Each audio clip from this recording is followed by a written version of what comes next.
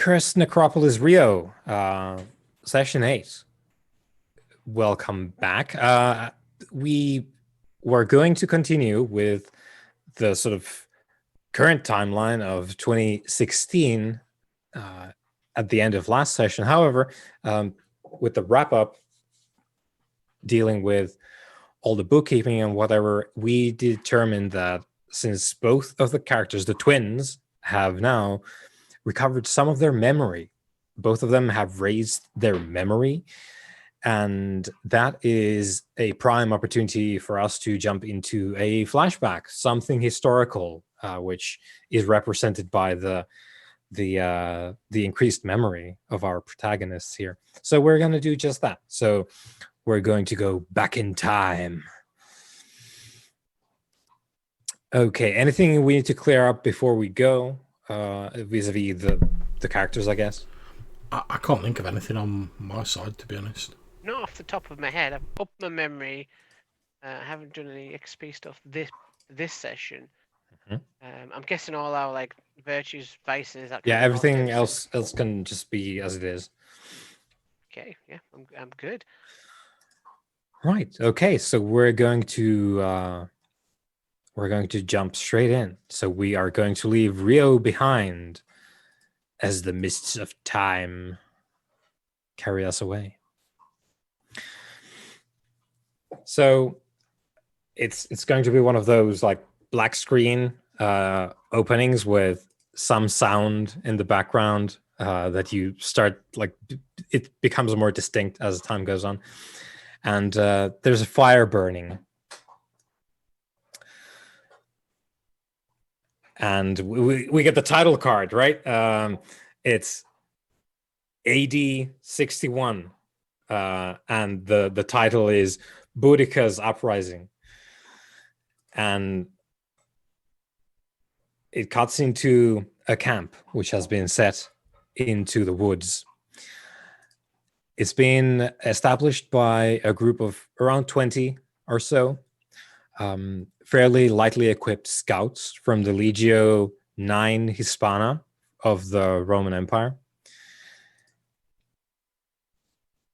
Dark clouds are gathering, and it begins to rain. And in the distance, not that the Romans can hear, perhaps you can if you use one of your many abilities to great effect. The droplets of rain that start to fall as we cut into the scene, they hiss as they fall on the still burning remnants of the Camulodunum settlement, which has been demolished to the point where no two stones stand atop one another. The Iceni, one of the tribes in the region, have risen up against the Roman occupiers, and they've carved these locals a bloody path through several settlements to great distress amongst the Romans currently in the province. They are clearly intent on punishing the Romans, as they are not really interested in negotiating for prisoners, made manifest by the fact that everyone they lay their hands on dies. So there's no survivors in Camulodunum or any of the other settlements that these warriors have struck in the recent times. Now, the two of you are in the camp as well. You've come to the Roman province of Britannia in the company of the Legio 9 Hispana, bidden to do so by a prominent guildmaster all the way back in Rome, the Eternal City, whose name is Seb Hetchet. I'll put that in chat. Seb Hetchet, who is also known as the White Jackal. The White Jackal and others of similar stature in Rome believe that Rome is Irem reborn, as it is the capital of the age. And thus they beckon and command other arisen to serve. And as Rome's arm reaches out to the world, so must the arisen reach out and gather the sacred vessels for Rome from Rome's newly conquered territories to bring back to the capital. For if it is Irem reborn, then that is where the relics must go. And you had maybe objections to this, maybe not. We don't know at present, but here you are nonetheless, accompanying the Legion. And you've been gathering relics successfully from the province. There seems to be a surprising number of them you found when you first came here. And you've been quite glad to be able to do your duty in the province, as well as gain supposedly good faith and goodwill from the White Jackal and others in Rome by being very successful in what they asked you to do. And so you you're free to feel whatever you like about the situation here with the Iceni tribe absolutely destroying Roman settlements and the Romans still reeling from their assault. But the fact remains that the Romans are currently your chosen vessel to search out the vessels in this particular province. So you've determined to see what this is going to be with the uprising and whatnot. You've heard that there's a leader figure called Boudica. Don't really know much about that. Otherwise, some former local leader, and this has been one of the more successful uprisings that you are aware of. And yeah, you've come here with your scout entourage, some of whom can be your cultists if you so determine. That is entirely up to you. Just let me know. You've come to investigate seeing the influence of something more than just the abuse of the locals and the bloody aftermath of the locals' anger as a result. And especially important to Khufu, you have picked up the Scarab's Path, the ability Kefer, which is your own Sekhem being resonant with the Sekhem of your guild's particular relics, the Utar, the relics made of once living things.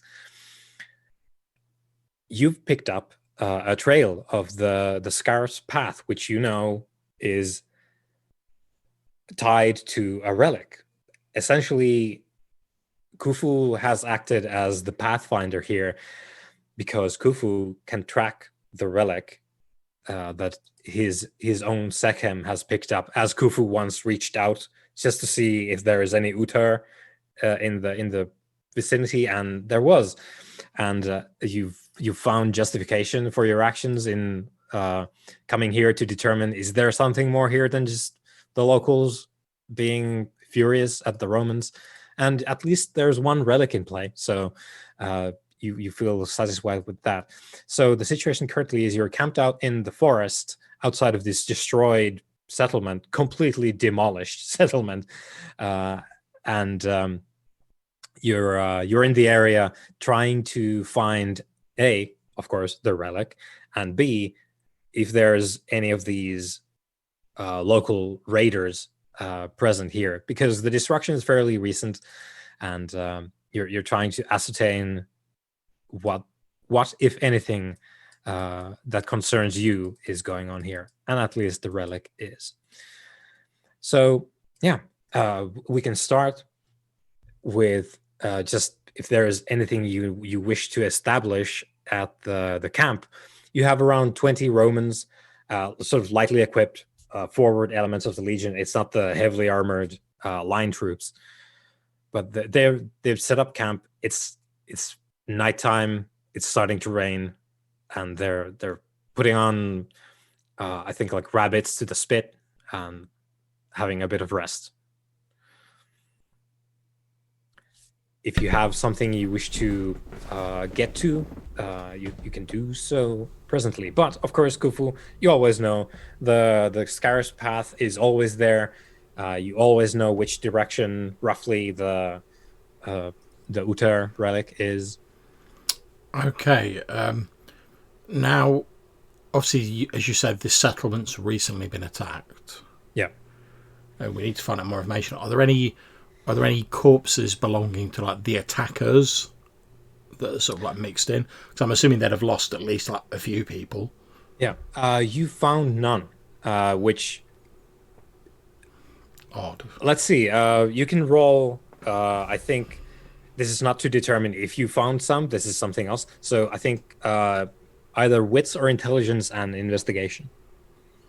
Okay, wits, investigation.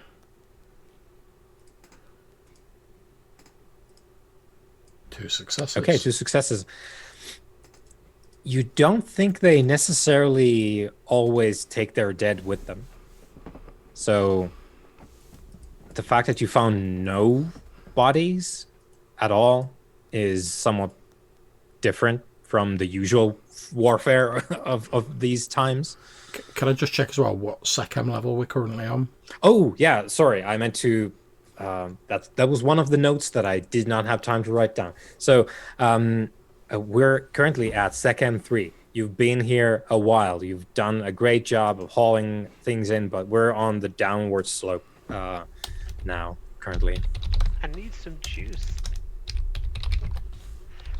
Just a quick question. Do we still have the relics we would in the modern day, like the... You do not. Khufu has his.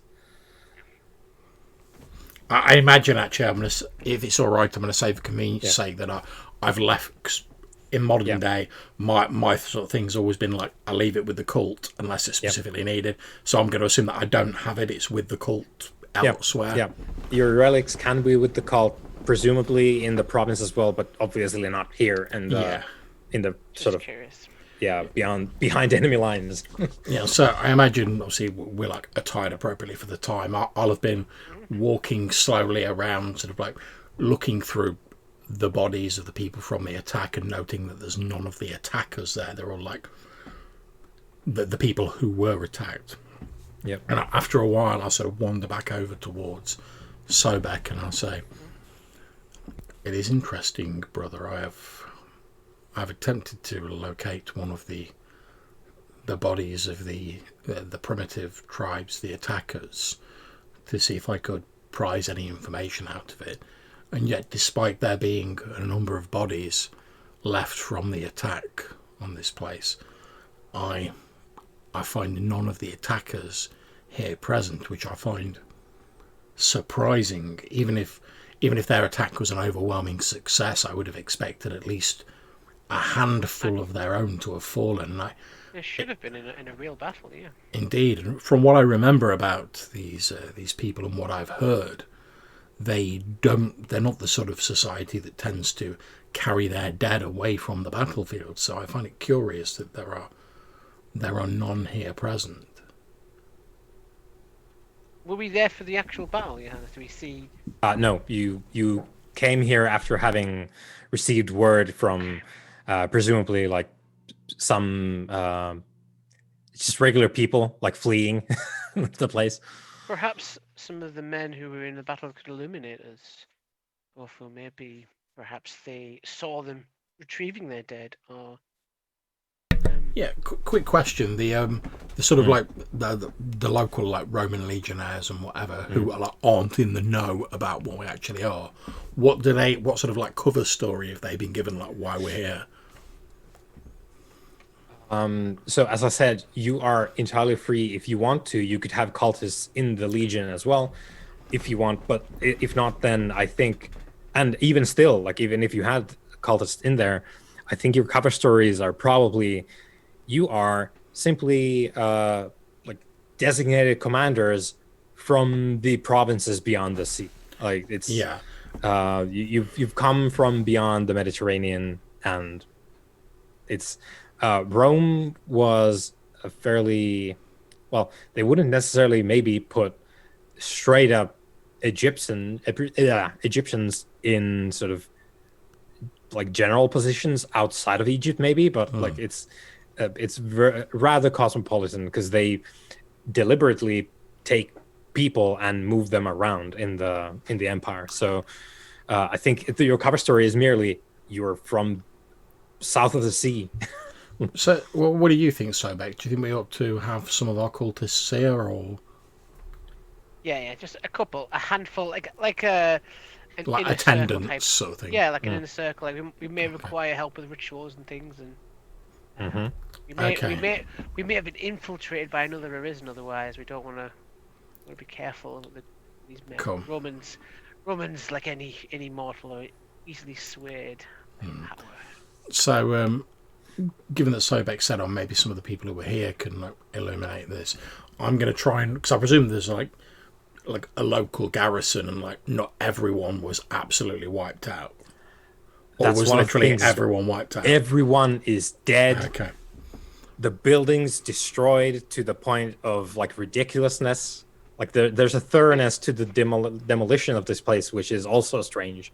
Could I make an educated guess to what could be happening?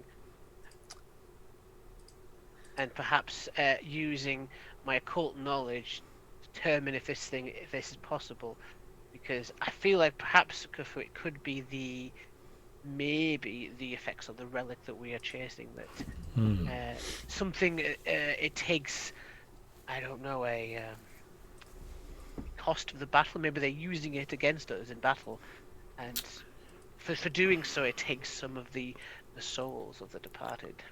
It's an interesting idea, brother, and it would certainly help to explain the near total devastation and the lack of any bodies if there were such a relic. I even with some of my memory returned, I must confess I do not recall a specific relic that would do that, but perhaps you are more learned in this sort of thing than me. Perhaps you may have some idea. The damned alchemists. Well, you know for sure that the one you're chasing now is Utar. It is a relic of the Death Priests, because Khufu can track it, and you can only track those which are your own type. Well, perhaps, brother, if you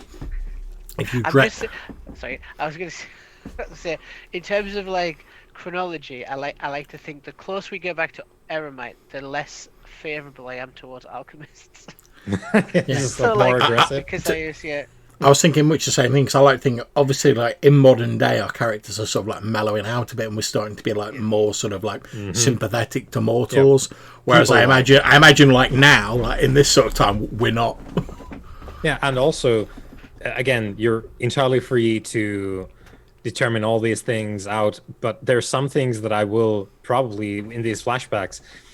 Because I will throw out like, this is true of you at this time. So there may be a flashback where I go, you two are warlords now, and it's literally about you like prosecuting a war somewhere, or like you're in this day and age, you did nothing but stayed inside and tried to research this thing because it was really important at the time. Okay, so I'm going to say to Sobek, I'll say, well, perhaps if you think on it a little more, I will go and secure. I presume we can ride horses. Oh yeah. I'm saying I will go and secure us a couple of riding beasts, so that we can begin tracking down the Uta. But while I'm doing that, you have a think, troll through your memories, see if this seems familiar to you. And I'm just going to quite imperiously walk over to like one of the local soldiers, one of the local legionaries who's like been brought in. And I'm basically, whilst Sobek's having to think, I'm going to be like, right, tell me everything you know about the attack. And also, myself and the commander, jerking my thumb in Sobek's direction, require 2 horses for a mission of great import to the Empire. Yeah, they get about doing that. Now, Sobek, in the interest of time again, I think we're going to wrap together what the Legionary knows and what Sobek can find out. So please roll your because you're looking for the unusual is what I picked up from what you said you wanted to do. I Okay. suspect it's the relic that's causing Yeah. something. So let's go with like wits and occult, Yeah. Okay. I'll or give it intelligence and occult, maybe. Since I'm not like since I'm not like researching at all, probably Witsby, because it's more like what can I Yeah. bring up just Yeah, on the trying the to fly. see like On the what's fly. there currently. Yeah. Do I get my I don't know, my encyclopedia? Do I get any board of encyclopedia knowledge of Eremite No, stuff? no, No, I that didn't doesn't think so. help currently. No. No harm in asking. Yeah, it will help you when we encounter like Iramite stuff that isn't magic. Just ooh, 2 successes. 2 successes. Okay. So you find that there are several bodies. All of them have been, of course, slain. Um, some of them have, however, been further mutilated, and you find several Interesting. where there's a cavity in the chest, and you quickly determine that their hearts have been taken out, which stands out quite quickly That's the thing. That like happens. that is not something you do in a battle. Or quickly. Yeah. And it looks rough. It wasn't done with any kind of precision, It's a or shoddy job. yeah. Is it everybody or just some? No, you find like a handful of bodies, and this Anything... is a settlement, so there's a lot of dead people. Yeah. Is there scattered anything around. that's just by checking them over that unifies them? Like, do they all have the same No, hair there, color? no, Like there's probably a couple of the soldiers that you find, like their armor has been shredded and their hearts taken out. You find in the absolutely demolished ruins of a house, there's an old man with his chest all torn open as well. There's some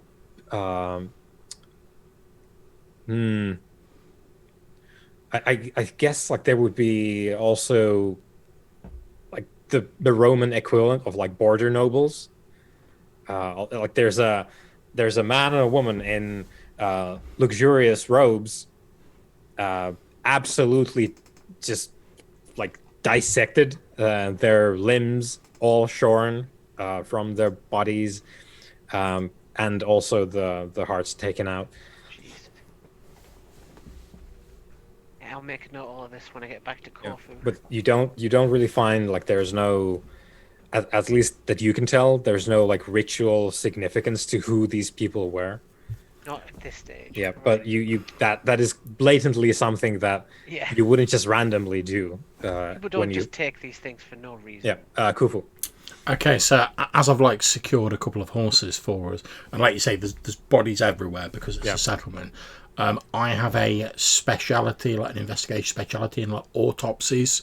Mm-hmm. So I was wondering if I sort of look at them, can I get any sort of idea like what sort of implement might have been used to like extract the heart, like whether ripped out by claws or whether cut out with a knife? I'm gonna say knife.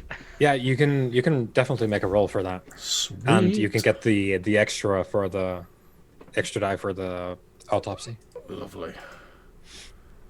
I've got to admit, when I took autopsy, I didn't think I'd be using it in AD 69, but yeah, but here we are. That's it. Yeah. Only one success. Only one success. Well, what you can tell from that is it was no tool made of metal, at least. It was no weapon. It was no knife. It was something else, and it's fairly gruesome.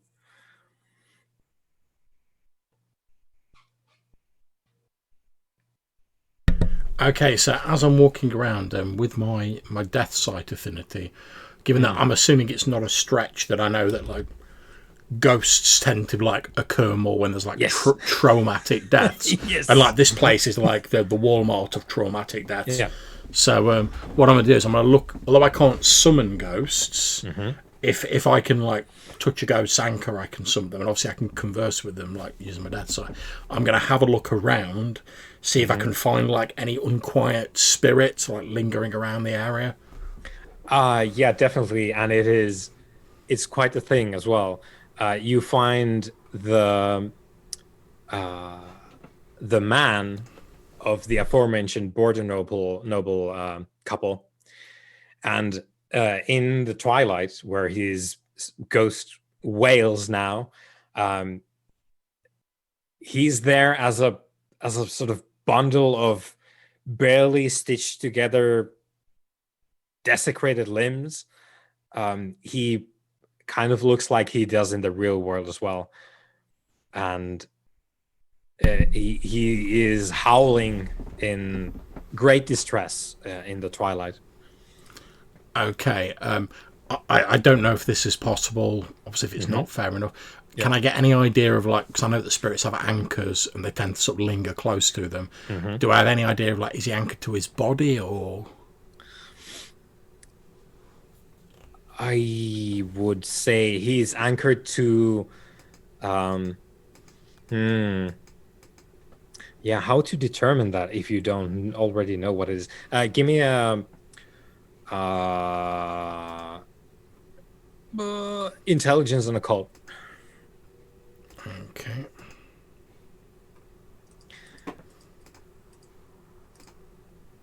One success. Okay, one success. You think it's the sword that his desecrated hand is holding in the physical world, like the the smashed off hand that he has is still grasping the it's like Roman gladius sword. Okay, in which case I'm going to walk over. I'm going to pick up the sword, but I'm going to be keeping like an eye on the wraith to see if it reacts when I pick up the sword. Yes, it's sort of.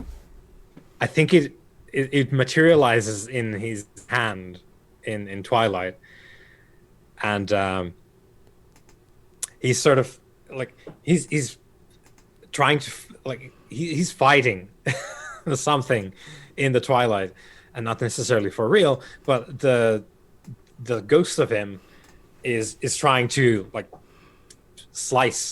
stab something as you touch the sword. Okay, what I want to do is, how visible am I to, like, everyone else? Obviously, like, people are going to think I'm mental if I suddenly start talking to the thin air. I don't think so, no, because the camp is outside the devastation. It's sort of in the edge of the forest where you can take some cover with the trees. Um, I think if you're prowling around the ruins, you can be there alone, really, aside from Sawback. But Okay, so I know that ghosts tend to be, like, fixated on sort of things that have occurred to them, particularly their deaths, and he's like trying to stab something, so that seems to be the case. yeah, So what I'm going to do is I'm going to step up next to him with the same sword and sort of like mimic what he's doing in the hope that I might be able to like slide myself into his sort of like delusion in inverted commas. And then in like a very sort of calm voice, I'm just going to say to him, I'm going to say, brother, what is it that we fight?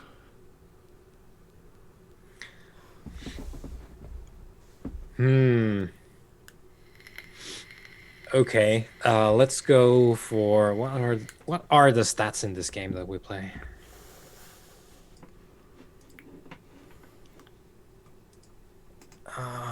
We have.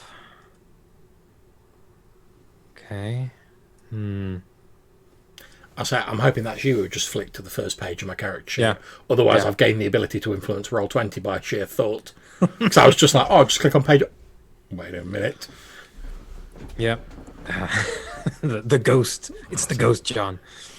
Let's go with.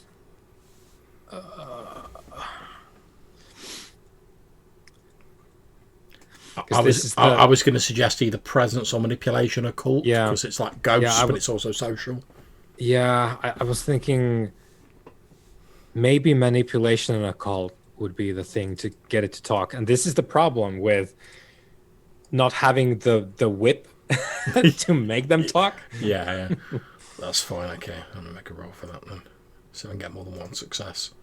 Oh, Yeah. no, it's one success again. One success. Okay. So it's just a lot of like this incomprehensible wailing and screeching. Clearly his death was 100% trauma, and transitioning to the twilight has left him a wreck, and what you can pick up from his wailing is, I think he. Oh, let me.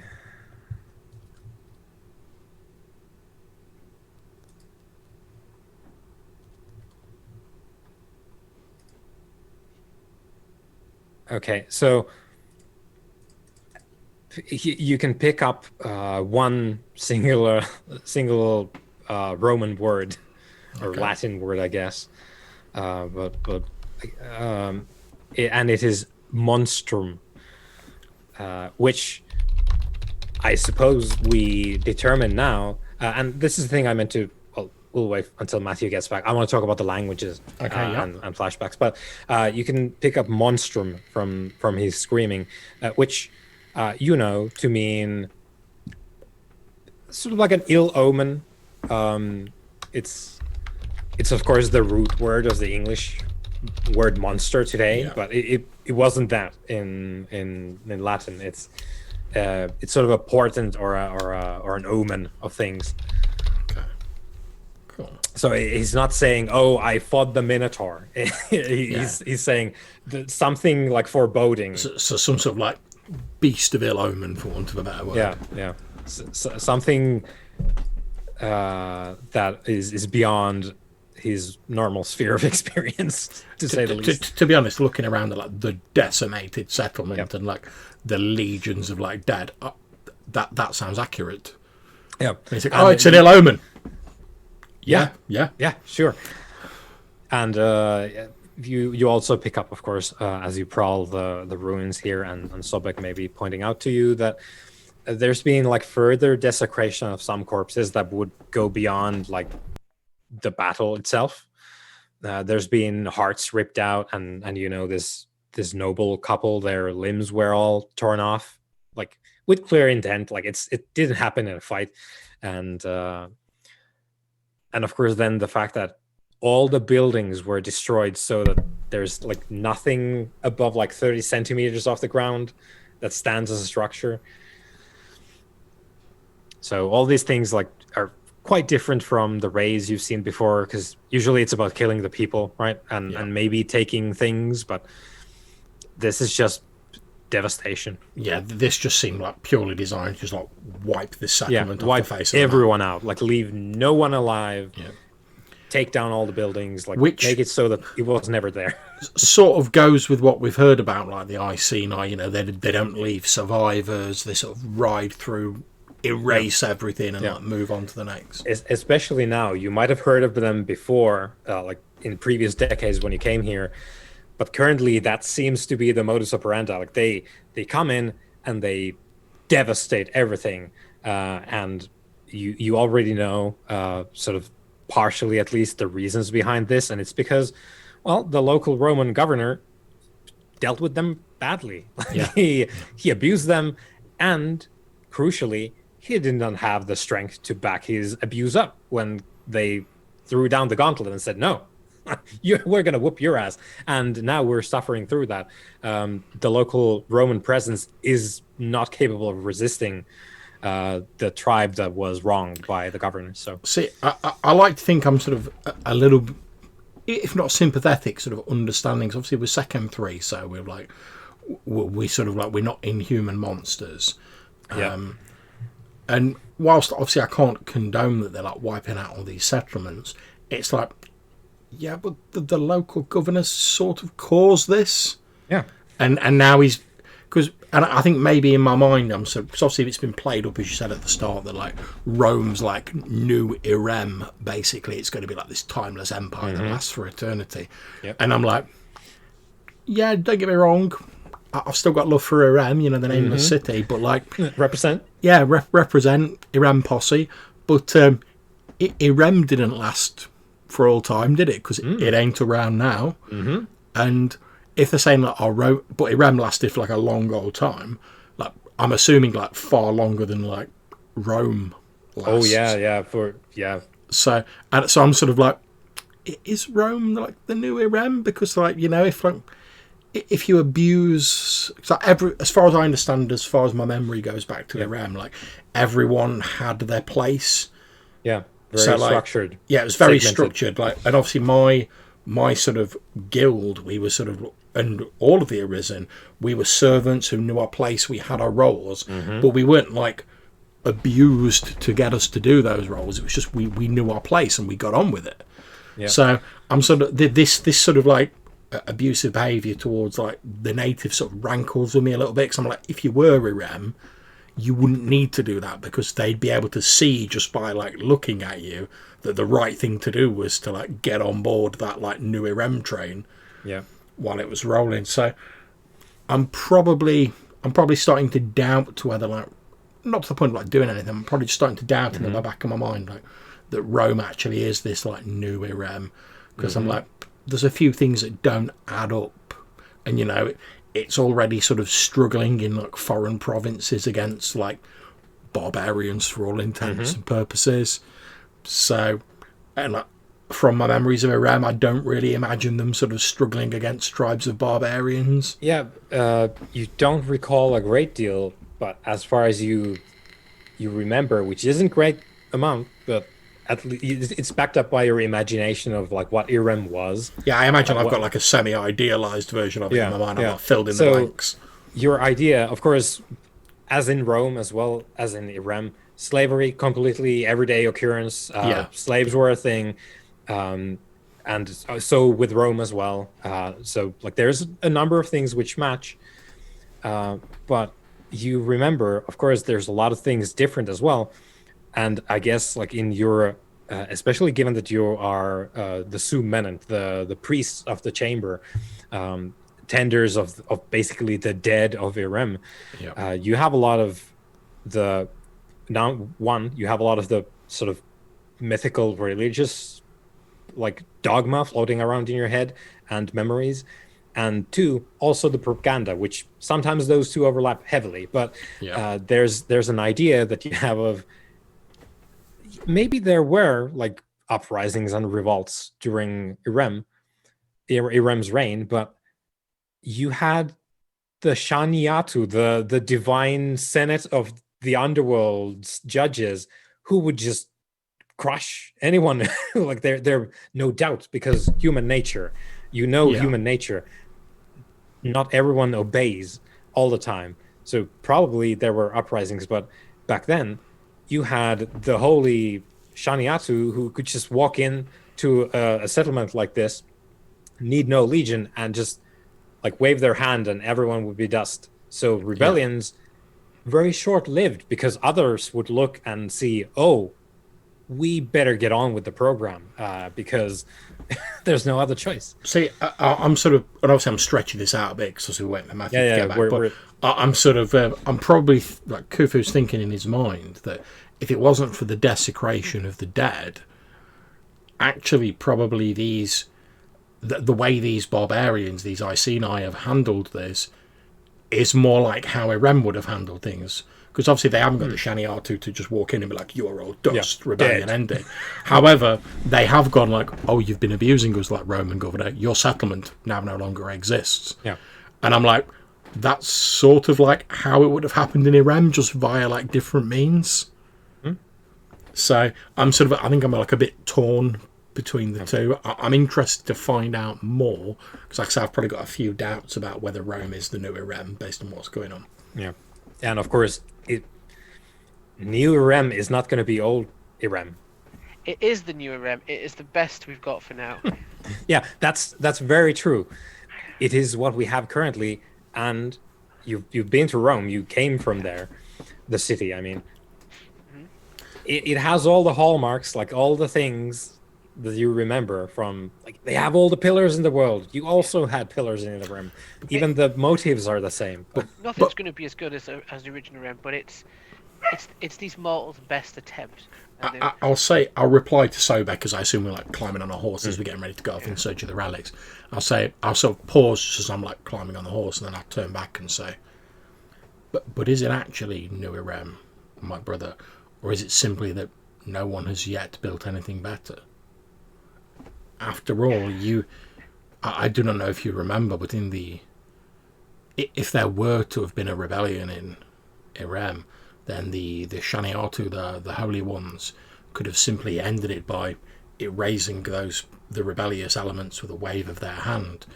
And aside from the desecration of the dead, look at how efficiently this settlement has been wiped from the face of existence. True. That reminds me more of Irem than a weak. And obviously, I'm like not shouting this out to the masses.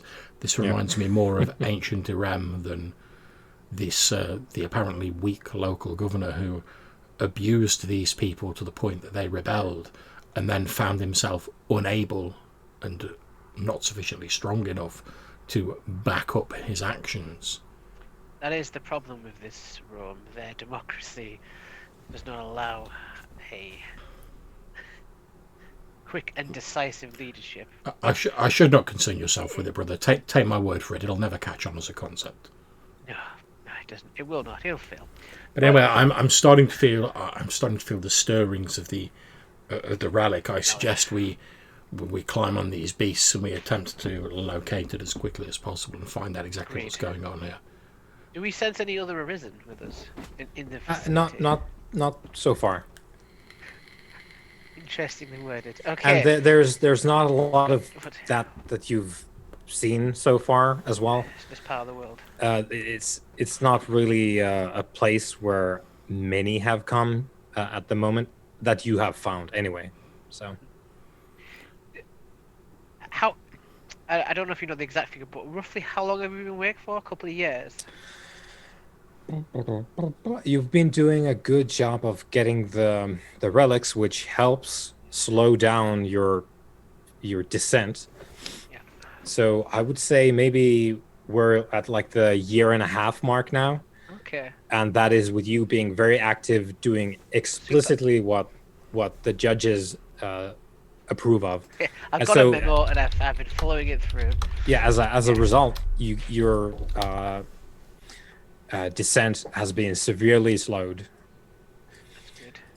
but it's getting there because you're at 3 now, and there's not a lot left to go. So your forms as well are starting to seem to outsiders as a little bit tired and wasted, maybe a little bit sickly. Not too much yet, but Gaunt. yep.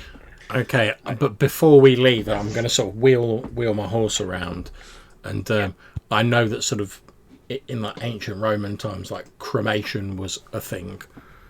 So what I'm going to do is, obviously, time is of the essence for us. We can't, much as I'd like to, we can't stay here and like bury all these people.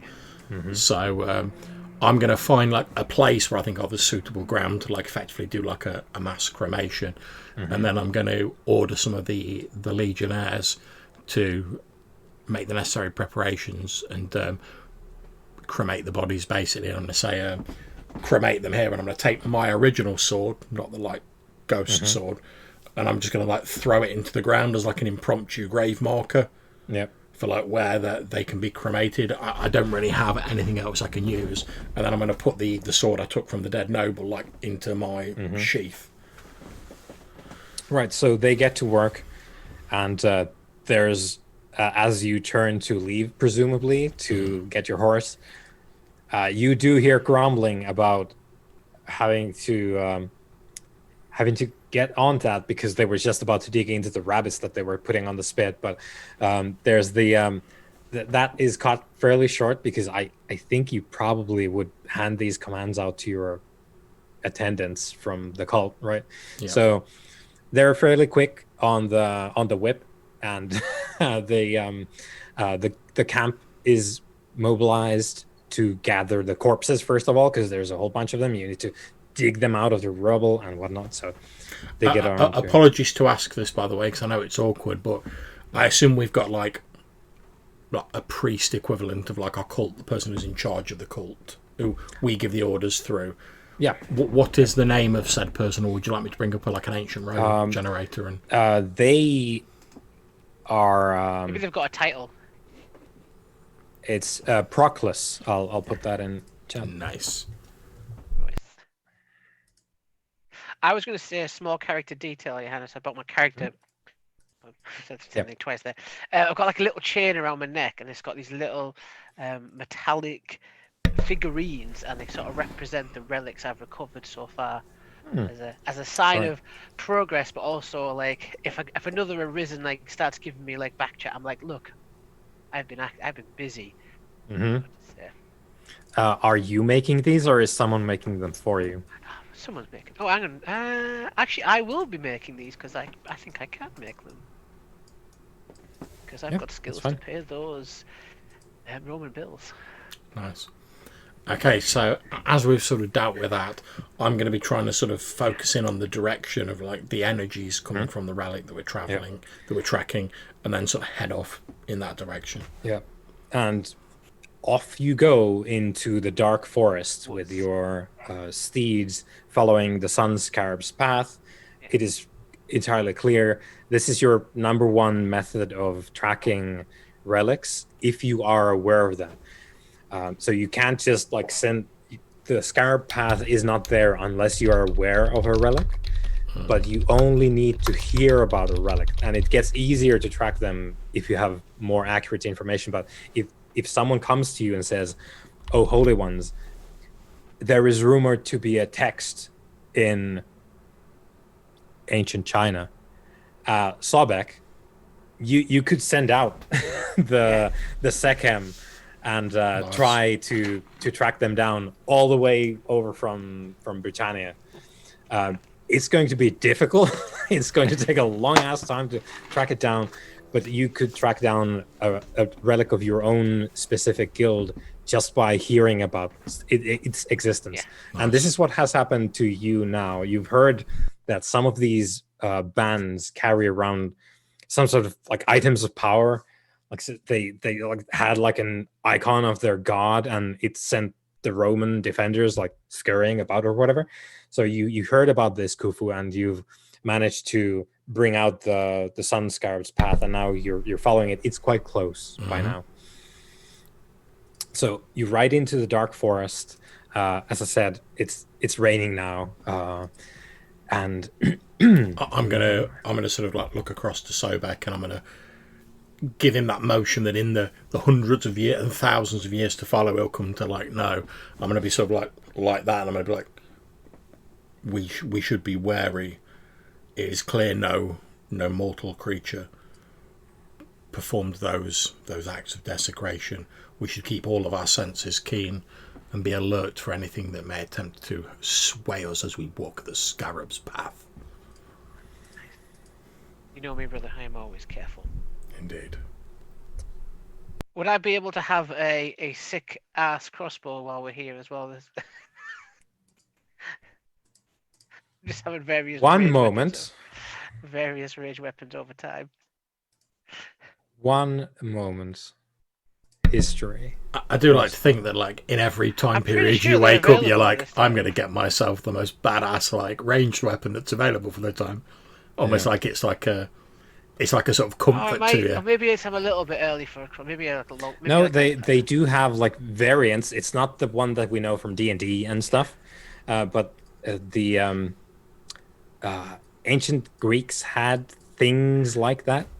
But it's kind of like a mechanized bow. Yeah. I So don't want it if- to be good. Like I don't want it to be extremely useful. It just Yeah. seems appropriate to have like a So little. essentially, what you have is a bow onto which is Yeah. attached this like rail, which you can pull back. Yeah. And then, Oh then yes. you can release the thing. It will. It's about as dangerous to me as it is to the person firing it. Yeah. If I was human. Yeah, John with the picture there. So yeah, I think you probably, because we're going to deal with that part as well, but you guys have been to Greece before, so maybe this is a thing you carried from those times, and it is called the gastrafetes, and it is literally kind of like what John put there in the chat. So it is a bow, and in where you have your grip is a rail onto which you can attach the string of the bow, and then you can have One thing we've already learned, you see, even at this point in time, is that sometimes you need to take out someone without creating terror You know, like sometimes unleashing your Sechem causes more problems, so mundane weapons are best. And I'm gonna have a different one. So when we go to 25.99, you know, like Buck Rogers style, I'm gonna have like a sick laser pistol, Laser crossbow. laser crossbow. I'm gonna have a sling when we go back to prehistoric. Laser sling. Like, Yeah, this is monofilament sling. or maybe yeah. So before we get to cyber mummy,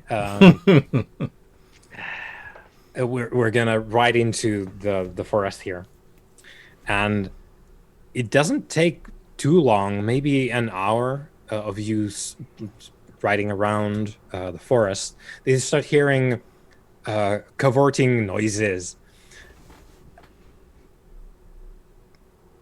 There's a sizable number of people. You mentioned you want to talk about languages. Does this mean we can't Yeah, understand as them? languages, as far as I think we'll discuss this in more detail after the game, but I think after each flashback, you can have a chance to buy the language that would be reasonable for you to know in those flashbacks for cheaper than you would cool. usually. So I was thinking maybe like we'll take like a couple of points of like Sebate XP. If you want to spend like maybe 1 or 2 points of Sebate, you can get the language. Oh, that'd be cool. Yeah, because we get like 2 languages per dot, don't we? Yeah. Anyway, so Yeah. So like that would be entirely like just homebrew thing, but that's what I figure would be nice because yeah, I like that. it's what you guys do. you don't exist quote the and you Latin learn to languages. me. I was there when it was written. Yeah, yeah, and you speak ancient Latin, I guess, or I don't know the proper terms for it. Apologies for any Latin experts, but you speak the 6180 Latin. So to be honest, that might actually be handy in like Rio. yeah, You know? and with the Catholics, Yeah, like that's down the what I'm line. thinking, yeah. They'll like that. Yeah.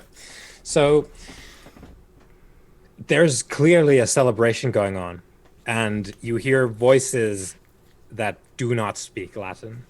They speak something else. If it's Eremite, I'm gonna be all. No, over it's that. it's not Irmine. It's I'm not gonna Irmine. be all over. I think we'd be a little more concerned if we were riding through the woods and we suddenly had a load of people like celebrating an ancient Eremite. Yeah, it's not. Oh yes, by the way, you've sent 16 Arisen in the clearing beyond. What? What I like about this flashback is there's a small chance I'll be able to use my my big boy skill. Mm-hmm. My word of the Amunins. Oh, have you got enough Sekam for it? I'll make enough. Don't you worry. Good. I'll make it work. Okay, yeah. So my assuming we can't understand them, my response is going to be to like wheel my.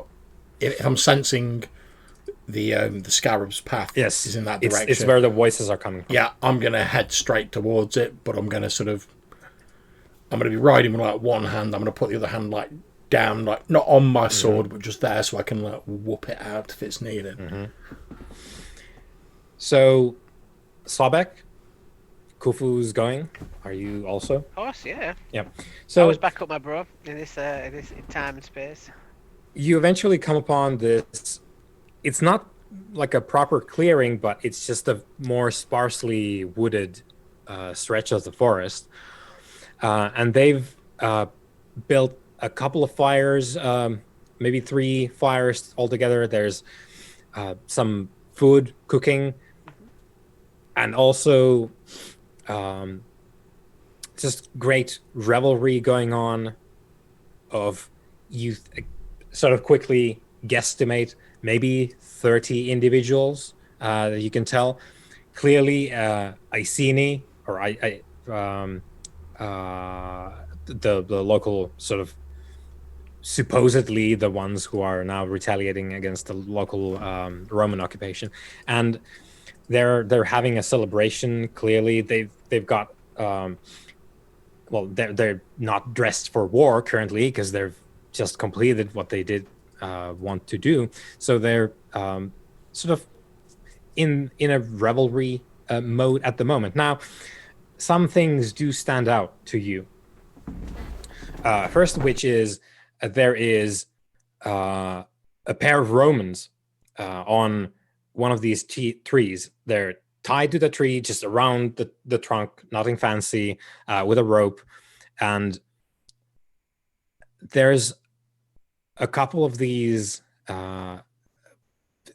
raiders, I suppose, these warriors, who are actively, seems to be like they're using like small knives or like sort of punching daggers, like sharp bladed things, to just like punch holes in them and drain blood out of these couple of Romans. Sometimes they chop off a finger or two. There's goblets of presumably this withdrawn blood being drunk. Someone is chewing on what seems to be fresh meat, probably carved from the thigh of one of these Romans. The Romans are, as far as you can tell, still alive. The blood is still flowing. They're not doing great, though. They will die, as much. And so that's the first thing that stands out. The second one is you feel Sechem. There's someone like you here somewhere. You can't pick them out, though. You can't see them currently, but you feel someone like you here. And the third thing that you pick up, Khufu, is that it's not explicitly true for every one of these, but all of those who are currently like downing goblets of Roman blood or like chewing on a piece of red fresh meat, they're all dead.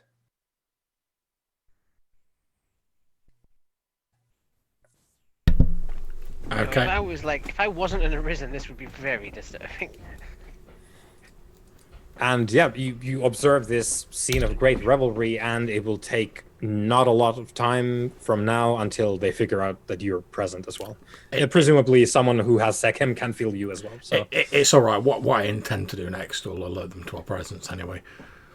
Since we're sensing there's another Arisen in the area, we don't know exactly where. Is my internet crapping? Oh, there we go, John. I think we're back. Yeah. So. Yeah, so like I said, we sense another Arisen in the area. We don't know exactly where. So what I'm going to do is the most obvious way I can think of, like bringing them forth. I'm just going to sort of step forward a little bit into the clearing and, like, in a loud voice in ancient Aramite, because I'm like, even if they don't speak Latin like us, they're an Arisen, they'll speak ancient Aramite. Mm-hmm. Yeah, I'm just going to step forward and like bellow out in a loud booming voice in ancient Aramite. Come and speak with us, brother. And then if any of these dead people want to mess, like, I can mess up dead people all day long. Yeah, there's it's an immediate stop to the revelries. Any indication where the relic is, brother?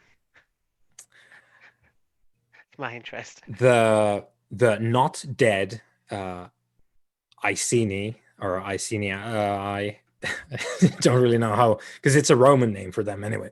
So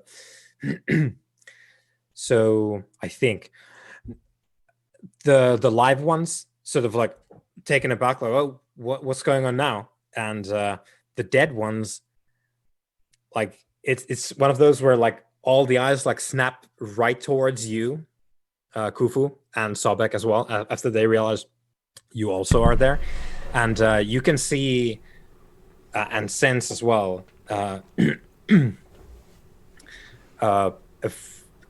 potent hunger within these dead warriors, and a number of them sort of, as you bellow out, like they drop whatever they were doing and they sort of like crouch down, almost like slightly like an animal, like preparing to pounce, and they react as if they were predators that suddenly realize that there's something there that they need to address. So they basically like drop down to like fighting stances of different kinds of either like human or more animalistic, like all fours, a couple of them as well. And from the other side of the scene, the fires and all these revelers with their associated tents and whatever, also because it's their camp, right? So from the other side, from one of the unassuming tents comes a figure draped in black, rugged wrappings. It's not truly a robe because there's more cloth than necessary, but it started out as a robe, and it's as if someone just like kept on wrapping this person.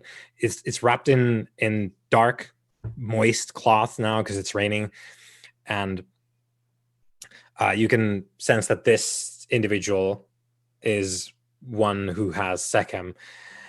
And Khufu, you also sense the relic, and you pick it up real quick. It's his left hand. You don't exactly know how that works, but his hand is a relic. Presumably, it's not his own hand, because then it wouldn't be a relic. But whatever is going on there, his left hand, not like too far down the hand either. It's like thereabouts, maybe. This part is the relic that you've been tracking. And from behind this creature comes another one in just the bare remnants of any kind of cloth, just like scraps clinging onto its body. It's milk white, crisscrossed all over its body, what seems to be whiplashes. So let's think sort of like actual human-sized and proportioned golem that's been whipped to death with awful barbed whips. And it's sort of like crawling from behind this this individual who's wrapped up in this clothing, these pieces of cloth. And the wrapped one answers in Iramite and says, it's a rasped noise which almost sounds like someone was like pinching his throat so he can't speak too well, and it responds in Iramite and says, "You will find no brothers here, cousin." And it's the wrappings around its head just like rip open, and there's a massive jaw that just like distends out from his face, and all the dead Iceni basically at once start running and or pounce towards you. Yeah, so I'm assuming as well, when we see the big jaw distended, that it's Yeah. obviously not an arisen. It's just like something else. That's what I'm assuming. Yeah, Right. yeah. Yeah. And literally, as soon as I see that, I'm going to use my. I'm going to sort of suck up the soil around me to like armor myself. Yeah. So your horse dies. Oh, I'll get off the horse. I'm not just going to crush the horse. I'll sort of jump down like the instant my feet hit the soil. Yeah. It'll be like, Yeah, of course, because you need to touch it. You can't do it on a horse. That's it, exactly. Yep. So yeah, the horse runs away. That's fine. I'll for let it go. many reasons, unless you keep a hold of it, of course. But That's fine.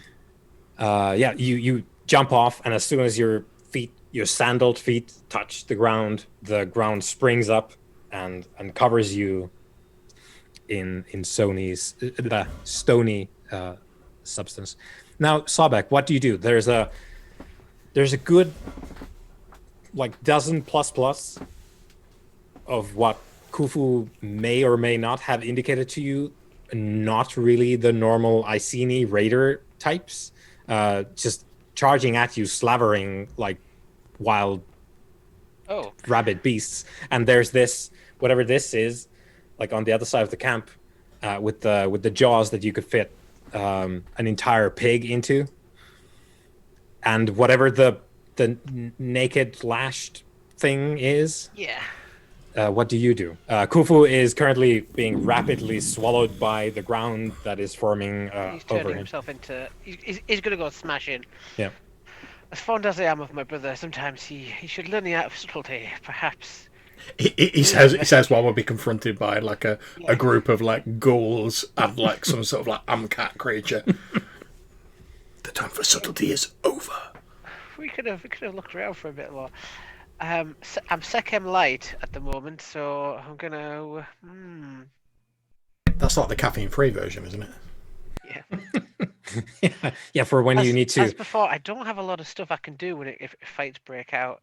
I could. One thing you can always do is use your God sight to ask me questions, because that's entirely what it's there for. Okay, I will use my God sight to ask you a question.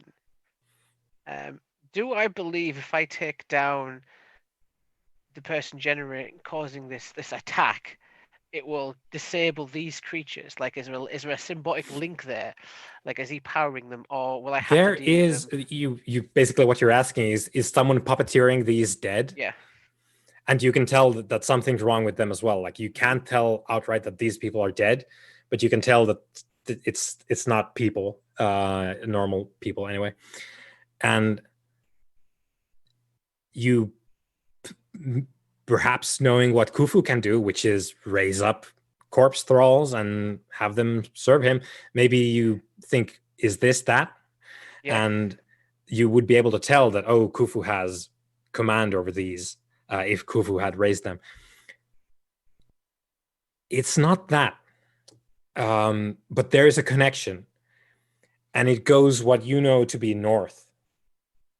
Like, there's something in the north that ties into these dead people right now, but it is not the person with the massive is the distended thing I think jaw. it is close for him? No, or is it... no, you feel Okay. it's quite distant, Right. and it is not here by any means. So Right. as the sort of rock and soil's sort of like moving up me, I'm going to turn around to briefly glance at Sobek, and as like the last vestiges of it like moving over my face, I'm just going to say to him like quietly and fairly calmly, the relic is of the creature's left hand.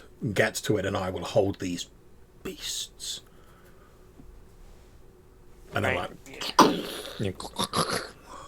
I'm gonna move towards the creature. Is this the naked one?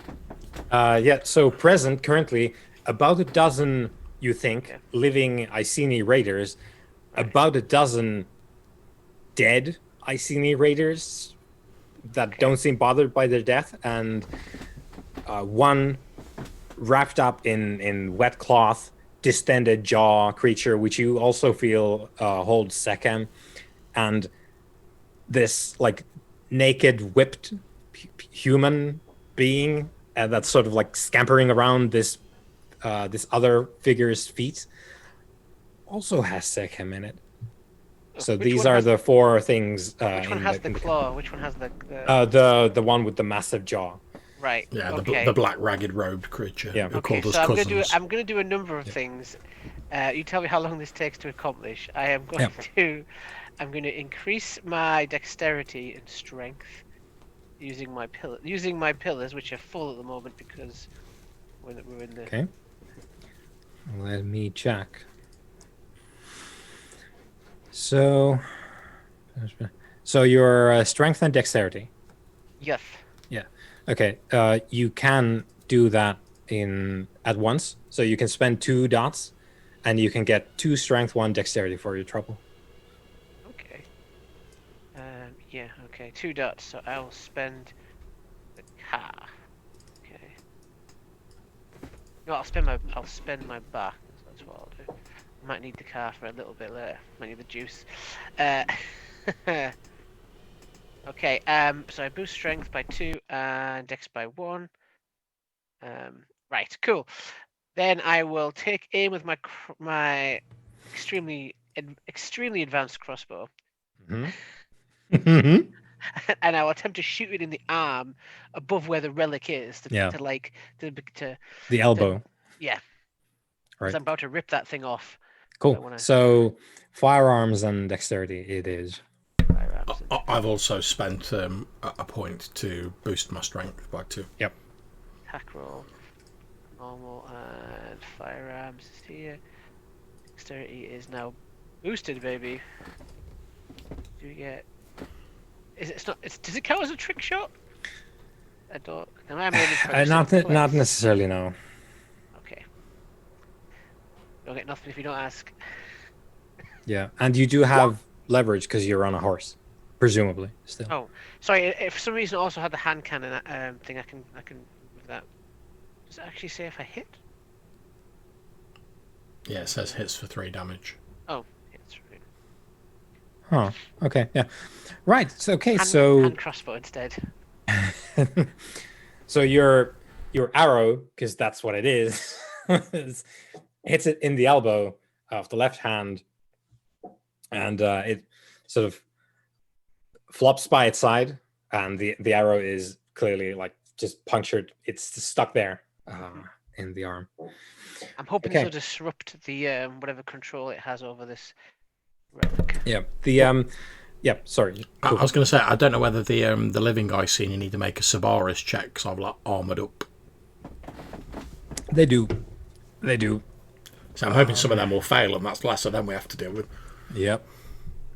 Unless they go like berserker rage, like Yeah. the people in the like, future will do on the Sugarloaf Mountain. Yeah.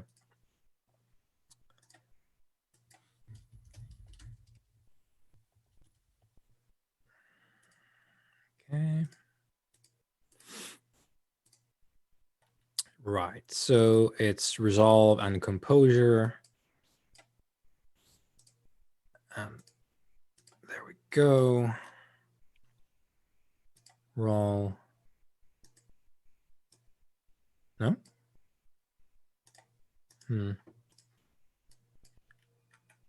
Okay, resolve and composure. Oh, there we go. Okay. No, that is not good for them at all.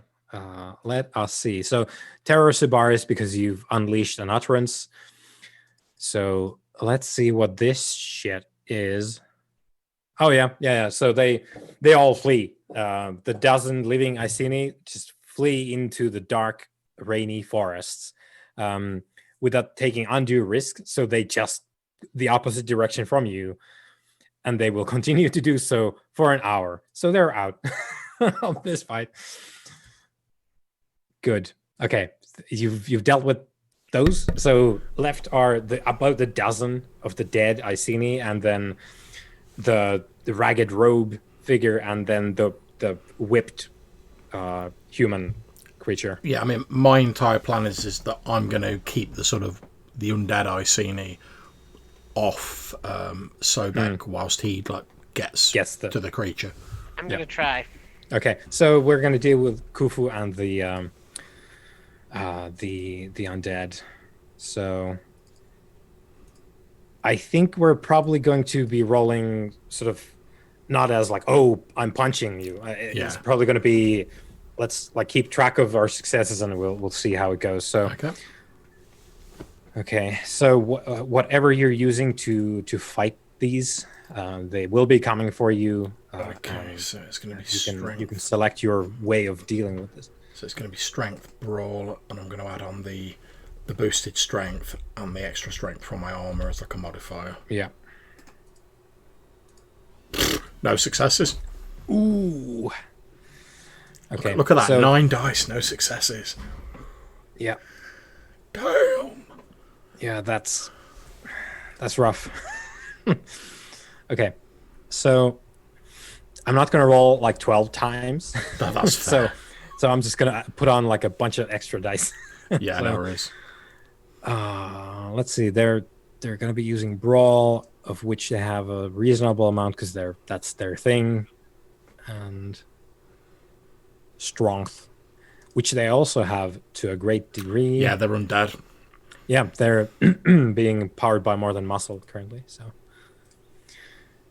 So strength and brawl, and then to be honest, that's literally the only reason why I was like, I'll do the distraction, because I'm like, at least I've got armor. Sobek hasn't, and I know these things are nails if they're anything like the ones I can make.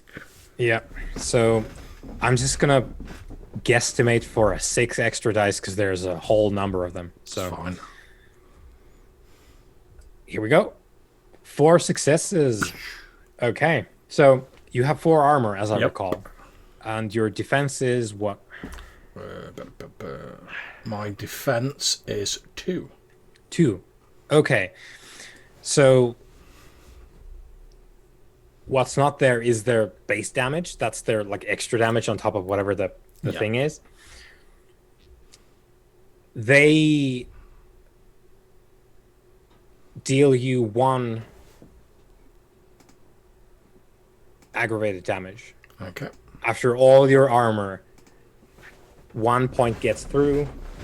They ignore a little bit of your armor as well. Yeah. But what happens is they swarm over you, absolutely like a pack of animals, and they don't really have claws, but some of them act like they do, and some of the other ones that try to bite you, there's like a bit of the, it's not the same as yawn figure with the ropes, but you think like their jaws kind of dislocate as you're like watching with a sort of like detached amusement at them like trying to bite you, and the one biting your forearm, like the jaw kind of like dislocates. You can almost hear the crack as it does so, but their teeth are also like sharp and not really human like, and to your great surprise, this thing actually like bites through the rock on your arm, and it actually hurts your sahu, and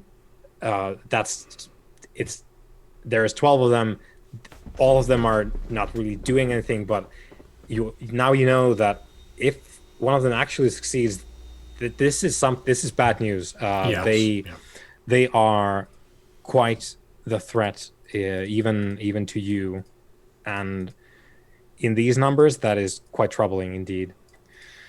So, well, yeah, you get their attention. All of them are on Khufu, and Khufu is Sobek. You know, if you care to look, Khufu is kind of being dragged down, not literally, but they're all over Khufu, like just standing on top of his Can barely greatly see him. enlarged form, like trying to bash his head in. Yeah, Oh, and God. you can see like one of them is like biting chunks of rock off of Khufu as well. But you, at the other side, presumably are going in with your horse. Yeah, Or, I'm trying to okay. get in there quickly. So your intent was to like get in there, get the hand from this individual or whatever. Okay, so you can roll whatever you're trying to do to get the hand, and these two will roll their own thing. Strength, intimidation. Intimidation is not really on the on the cards here. I tried, but I tried. Like, I'm guessing it's going to be probably athletics, isn't it? Athletics sounds good. Yeah, it's sort of like riding by and trying to like grab it and yank it off, rip it. If Can you that's spend how it willpower works. to get extra dice? Or is that a different? Yes, for 3 extra dice. Yeah, I'm gonna do this. Is important because I don't want my brother to get ripped apart. He will come back, but I don't get ripped apart. And B, whatever he's doing, it seems very transgressional to me, Hannes, and I don't like that. I don't like that at all. But I'll deal with that in a second. Okay. It's a sheet roll. Come on. 3 dice extra. If I get 0 dice, I'll be upset.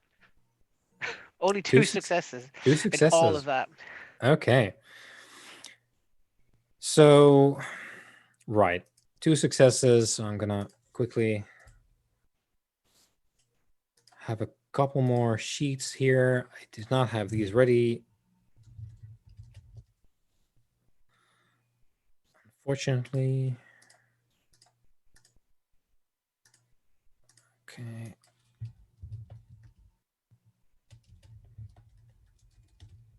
I'm going to call them the robed one and the scourged one to distinguish them. So, so you're trying to get the relic hand ripped off the arm of the robed one. Yep. And the robed one is going to try and do something else. Yeah, we can get rid of the living Iceni because those guys fucking bolted. Okay. So what do we have? I'm referring to my notes here. Okay. Right. So the robed one is going to attack you with its maw as you do this, as you get close. If it insists. Okay. So these are kind of like two entirely like separate things. Like you're coming in with the yanking, and the robed one is trying to chomp on you with the maw. Okay, so it's strength brawl, which he will have boosted up. So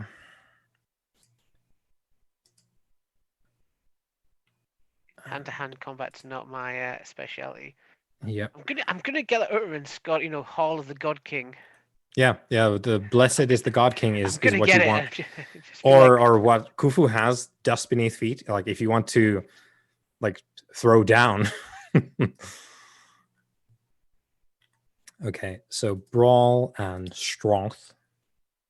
And then it's gonna put down 2 extra for the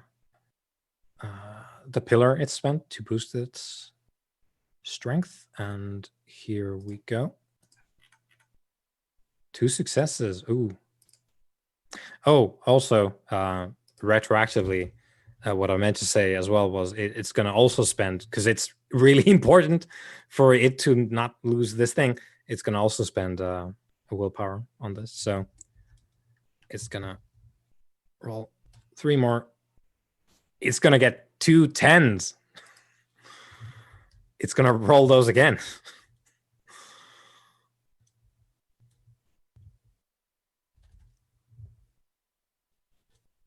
Is that how it works? I think so. I think so, yeah, because you have the 9 again, and then the yeah. So That's a lot of dice. right, that's a lot of successes. That's a shitload of successes. That is 6 successes, I believe, in total. Yeah, it's 2, 2, and 2 again. I can understand he wants to keep his arm. Yeah, yeah. A man likes to have an arm. So, what's your defense? My defense. It's on the lower right of it's your 3. 3. Okay. So, from the weapon, it's 2 on top of all that. So 8. So 5 is what you get. How do I work that out? Is that like? It's 5 damage. You have damage. 5 lethal damage as it. Okay, so lethal's just the slash, isn't it? Lethal. It's the X, right? Because it's the first one is the bashing is the slash. Right, then okay. lethal is when you put the other slash 2, 3, across.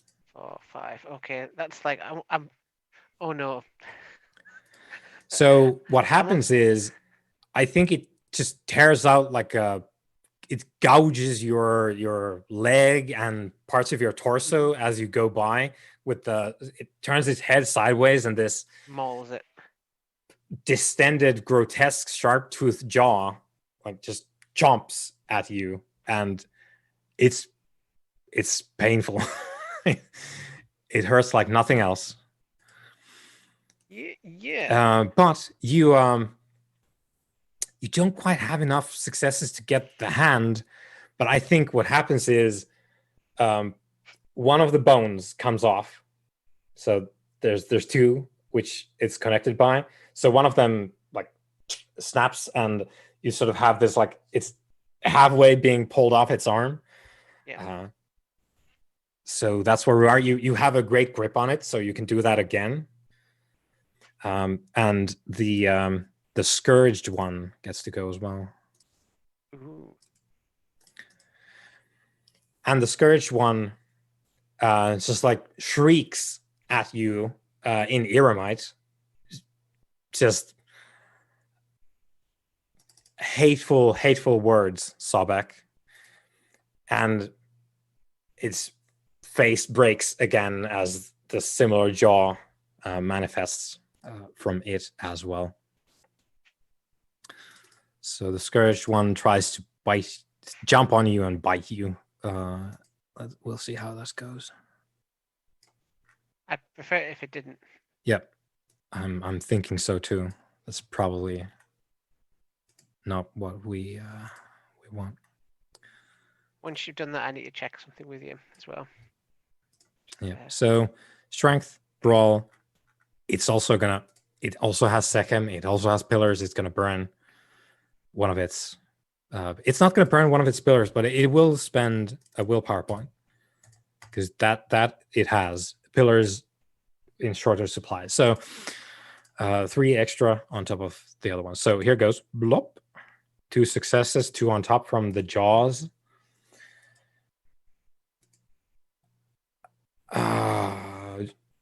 John, do you remember? Does defense count more than once per go? I believe so. Yeah. I mean, Yeah. I'm not 100% sure, but I Yeah. think so. Yeah. So your defense was 3. Yes. Yeah. 1 more lethal. As the thing jumps on the back of your horse and chomps down on your shoulder. So let's go. So my health is only full of lethal damage. There's the little minus numbers underneath my health. Does that kick in now? They're minus modifiers to like rolls. Yeah. Any roll? Yeah. Yeah. Okay. Yeah. I'm in trouble. Yeah. So I'm in trouble. again, you have the scourge one is basically co-riding the horse now, and it's sort of more about like just hanging onto your shoulder, not really on the horse, but that's happening. You're almost pulling off the relic hand of the robed one. However, the robed one has chowed down on your midsection in a horrific way, and Khufu, you have all these undead crawling over you, trying to break through your stony exterior. Over to you guys. Okay, well, this is my plan. What I'm planning to do is using my dust beneath feet, rather like I will do many thousands of years in the future. My plan is to basically drop out of my stone armor, so they're still attacking it, but I'm going to drop out into the floor because I can move through. I can swim through it. My plan is to basically like swim over to where Sobek's wrestling with his things. I can see he's like nearly got the arm off, and my plan is to basically like burst out and just try and like, I suppose basically like come out under this thing and like uppercut it. Yeah, with that fact that he's got a grip on the arm, so it'll like snap the arm off. I like the image of you just like literally burst out the soil and like. Yeah, cool times. So yeah, give us a roll for your intent is to like dislodge the relic, right? Here. Yeah, but basically just like smash it up into the air. Yeah. And you described Sobek had like there's like one of the bones has gone. And he's got a grip on it. So I'm hoping if I smash it up into the air, like the flesh or whatever will break away and he'll be holding the relic. Yeah. Right. Okay. Give us a roll for how you think that's gonna go down. Okay. So strength, brawl. I've got. Obviously, I haven't got the boosted strength from the armor because I've left it behind, but I've still got 2 boosted from my thing. I'm going to spend a willpower as well. So I'll take it up to 5 boosted. 2 successes. Yeah, so you emerged. Sobek, you didn't really expect this. Like you thought, you're thinking, this is looking bad for me. And Khufu emerges from the ground and just like cleaves through the already wounded forearm with your arrow still embedded in it, and you having like broken one of the bones. Khufu does away with the rest. So Khufu just detaches the relic for you, and you're almost like thrown off the horse because you were like pulling with all your might off to the side, and you didn't really anticipate that Khufu would come from the ground, but that's what happened. What do you do? Khufu, now you're standing there next to the robed one, the scourged one and Sobek. Probably you're gonna go a little bit further because the horse will probably move, but yeah, what do you do, Sobek? If I'm able to, obviously I've taken a little bit of a smattering of I've been beat up and clawed. Mhm. So I'm going to try and move away a little bit to get my bearings a second. I guess I've got the hand Yeah, the you've got relic the relic. Yep. in one hand, so I'm going to kind of steer the horse, and with my other hand with my crossbow, if I can, I don't know if I need to reload it or if it has a second shot or. Uh, it doesn't have a second. you need to pull the string back. You need to put the arrow Yeah, it's in. a fairly That lengthy process, man. time-consuming process. Yeah. Okay. Okay. I have anything on my horse? I probably have like a sword or something on my horse, like a blade. Very Or likely. I'll pick that up and I'll Hmm. throw it at the human guy. Take him out. The rogue one. Scourged. The scourged, yeah. Scourge one is on your back. Oh, on my. All right. Oh, even easier. Yeah. Then I'll just. Yeah, it's like. Yeah. Okay. Give me a roll, for sword fighting behind your back. Okay. Will this count as brawl, or will this actually still count? No, weaponry is the thing if you Oh, use a weapon. Oh, I don't have weaponry, but okay. Strength, weaponry. I'm gonna burn a willpower because I have no choice really. I'm at mega minuses. The one thing I'm going to have to ask: does the character sheet take into account the minuses when I We'll roll, see shortly. or do I need to take them off mine? I think it does. I think I tested it, but that's a long time ago. So Okay. we'll see. Attack roll. So how many dice do you have if you don't have any minuses? Just 4. Okay. 4 but plus 3 from the willpower spent. Okay, so 7 dice, and then we'll see how many it rolls. Right. Yeah. Right. Okay. It's an attack roll. Get a bonus of 3. I'll put the bonus of 3 from the willpower, and then Yep. we'll see if you need to remove anything. Yeah, it deducted 4 from that. So So I hit.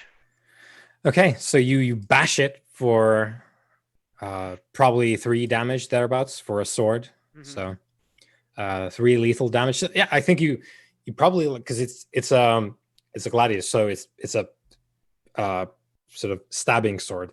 So you probably just put it straight in. So it's there trying to chew off your arm. How So dare just- he?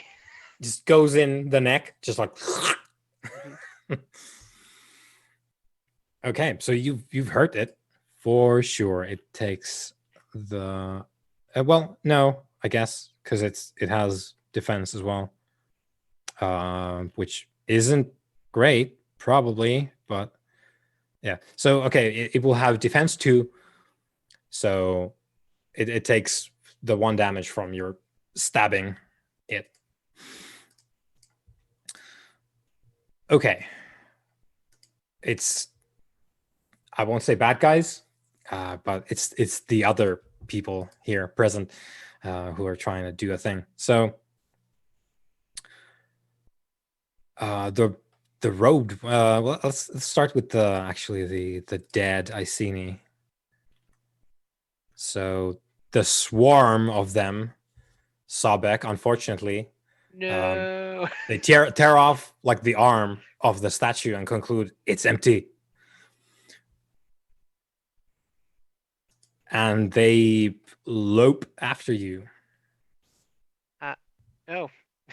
So they're not even moving like people anymore. They're moving with great speed, bounding leaps. Some of them going on all fours, as I mentioned before, and they're jumping on you and your horse. And well, the scourged one is just in the mix there. And they're coming in with sharp teeth bared, and let's see how it goes. This could be it for me. I'm in a bit of trouble. Yeah, so that's your defense is 3, right? Yeah, so that's the 2. So that's 7 aggravated. I think I'm dead. So they sweep in. I think I'm dead. Yeah, because I've got 1 box left. Yeah. Probably, well, that hasn't been taken. Yeah, is that it? So they come in, and Khufu, maybe you catch a glimpse, whatever. They do seem to be changing a little bit over time. Like they become more, they become less people and more whatever this is. And Sobek is getting absolutely shredded by actual claws, actual sharp teeth, just chunks being torn off. And Sobek and the horse as well, is getting absolutely destroyed by these undead Iceni. Sobek falls from the saddle at the same time as the horse basically perishes because it's being torn down as well. The scourged one disappears somewhere in the mix because they're just swarming over this. And Sobek, you fade out. Khufu, Yes. the robed one, snaps towards you as you appear from nowhere, and it just hisses at you, and let's see, it's gonna use a thing. Okay, no, yeah. So it extends its arm towards you, the one without a hand, actually, so the left one. So it just points at you with this sort of desiccated stump of an arm.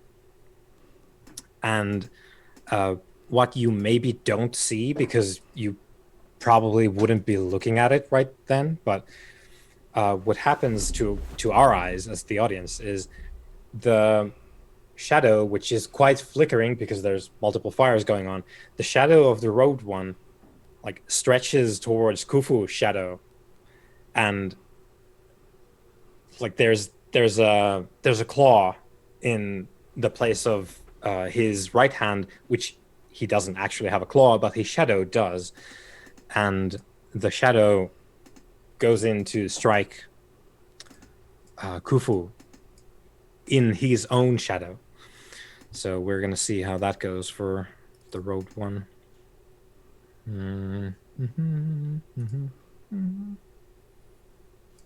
He's not quite as proficient with this one, but okay. So the roll here is dexterity and weaponry, and yeah.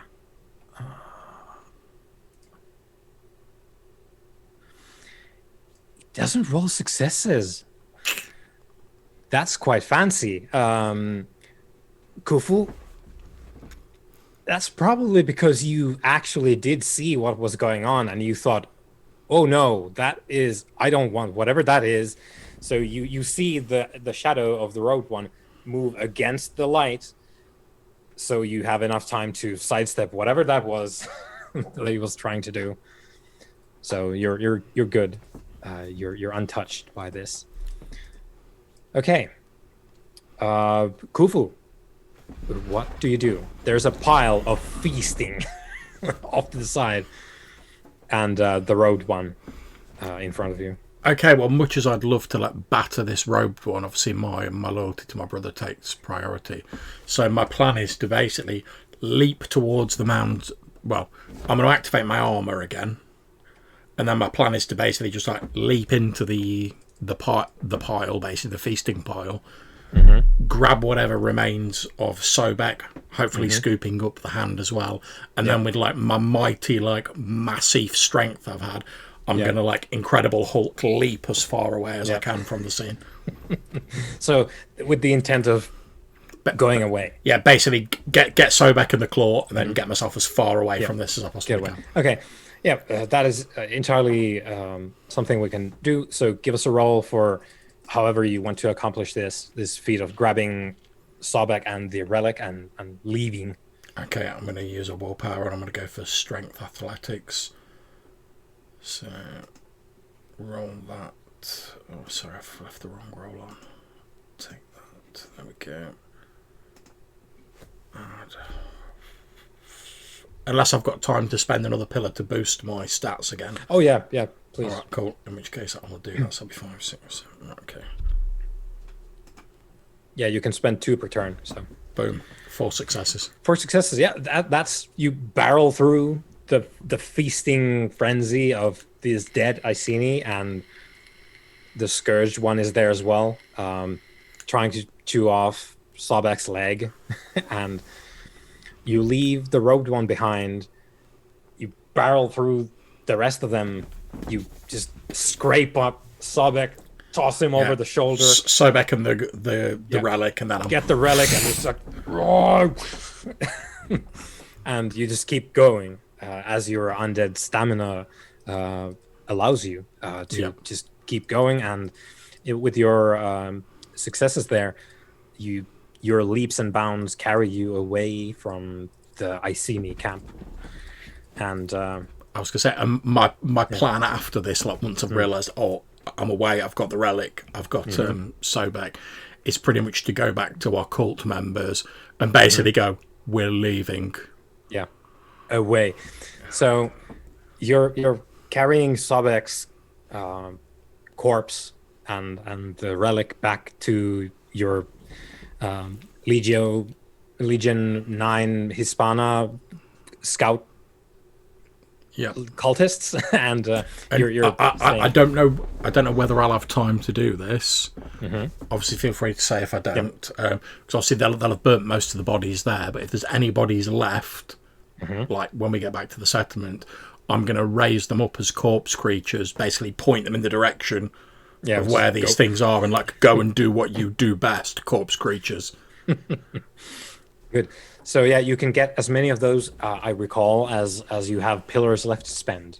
Yeah, and I have lots of pillars left to spend. Yeah, so you can rise up a bunch of them. It'll be about 5.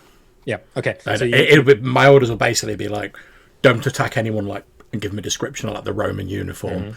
Go here. Anyone you see, destroy them. Right.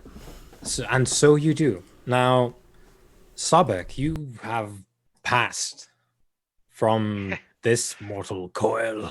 I am off back to whence I came. Yeah. Does that mean something's going to happen? Yes. Something is happening now. You were in the midst of your descent, which is your life as long as your Sikhem sustains you. And the right of return isn't undone as easily as just destroying your body while your descent is still in progress. So your physical form is devastated, and you pass beyond the shroud of Neter Kertet. You are now in the twilight. You awaken stark naked in the body that you remember. Basically, this is your self-image, your self-image. You're naked in the desert of Neter Kertet. Now, there is no desert in the province of Britannia, but you are in one now. There is a storm you find as you gain your senses. There is a storm kicking up a whole swirl of sand. You're having to like shield your eyes and your face from the gale. And you know that you have entered what you call a death cycle. It's an interruption to your descent when your body can no longer sustain your existence. But the Sekhem that animates you, and more importantly, the right of return, doesn't respect the damage that your body has received. Yeah, I've taken a fair bit. So you are, by virtue of the right of return, tossed into the twilight, and you know that what you must do now is to find your way following a beacon, and as you strain your eyes in the sandstorm, you can see a star in the distance in the sky that isn't really a sky in this dark realm. and you know that if you follow that beacon, you will find Anpu, the opener of the way, who will then hopefully guide you back to your life, and you can return to your descent again. And complete the So mission. you are currently in Interesting. a dim desert in the middle of a sandstorm, and you're scrabbling forward. I presume you're free. You're free to do whatever you will, but you know that the I will beacon is there. You can see the star. I will move forward as best as I can, hoping that my brother, wherever he is still strong. He is. Yep. So I guess there's a bit of a diagonal cut here where Khufu is just like logging your like disheveled remnants of your body and through the dark rainy forests, and you're in the dark desert fighting against the sandstorm wind, trying to follow the star that you see in the distance.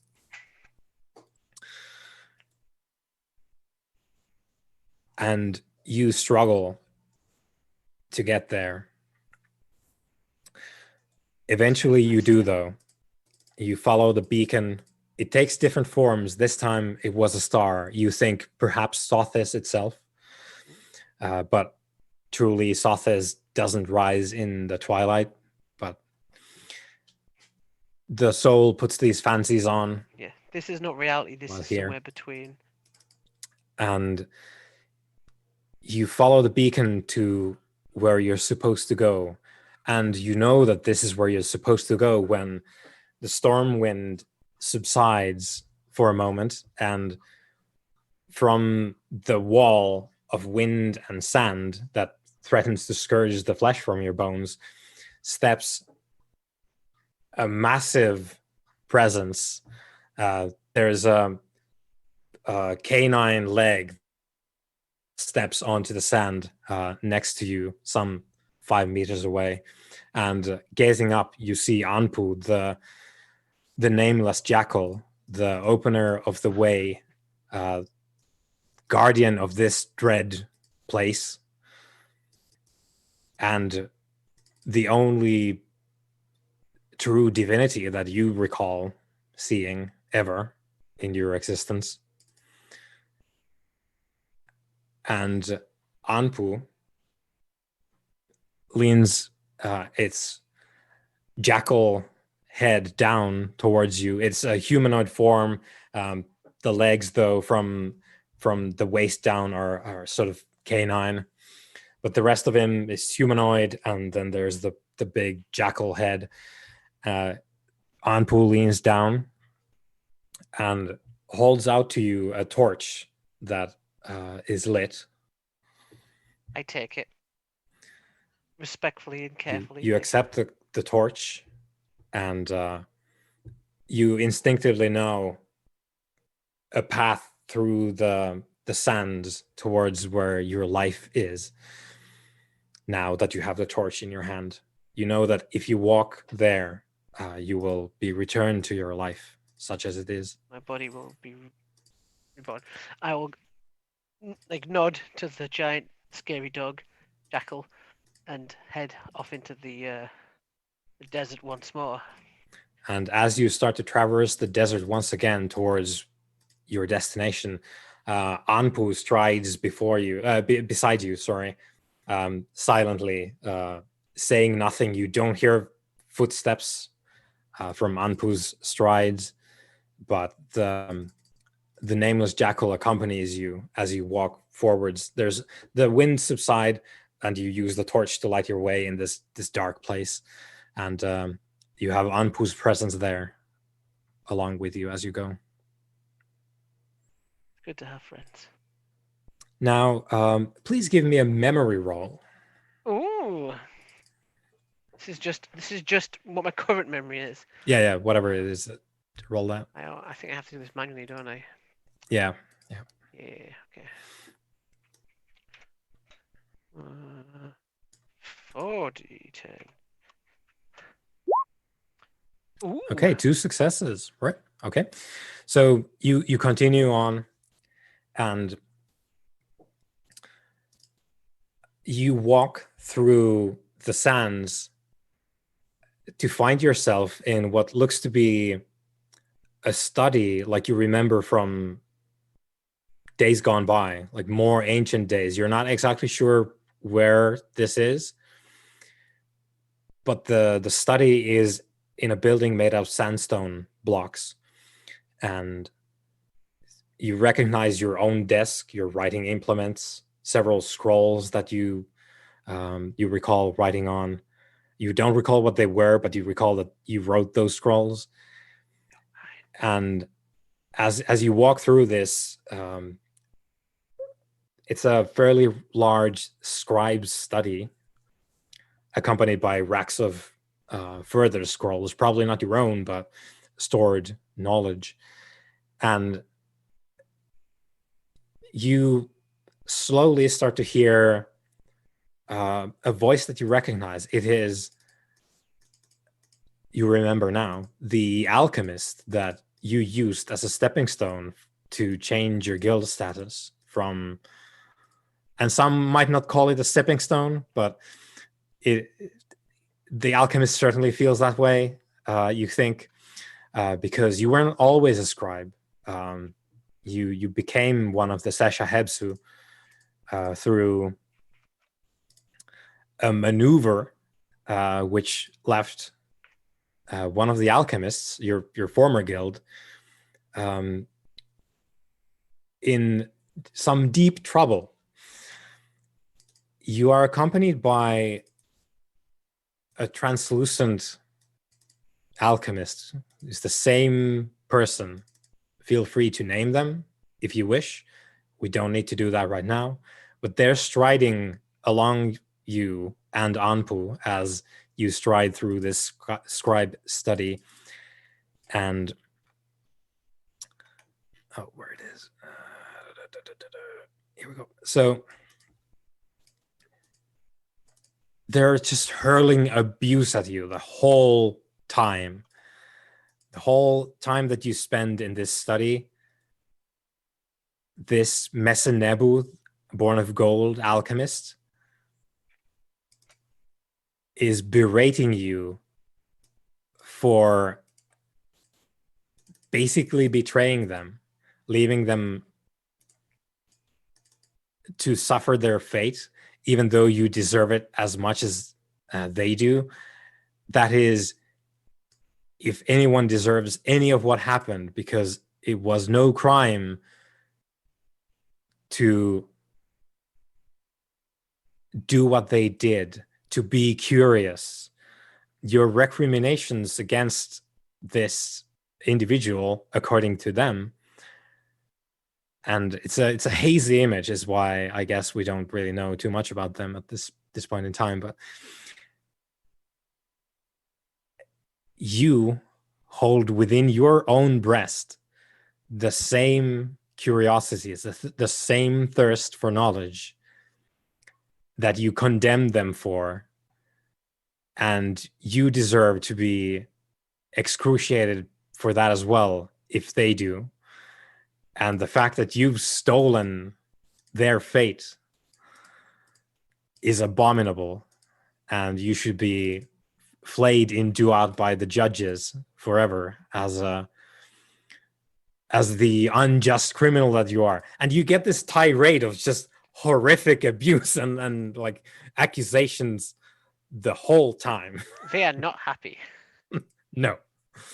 So it's a barrage of grudge. Is the jackal still with me? Yes. Anpu strides alongside you as this happens and is sort of like keeping an eye on you and watching what happens.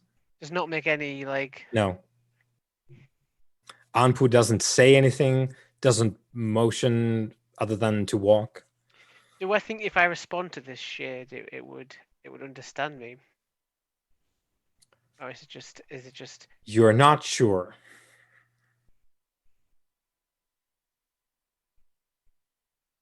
I will tell them at some point I did what I had to, and by the judge's decree, it was termed termed righteous. It is not. It doesn't seem to register it, at least too Yeah. much. And as you're about to leave the scribe study,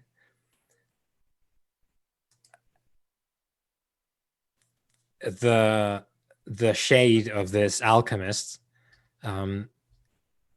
says one final thing. Is just one day, Sobek, the betrayer, Ooh. you I know. will come to a crossroads and you will make the same choice. And unlike you, I hope that you will be better off for it.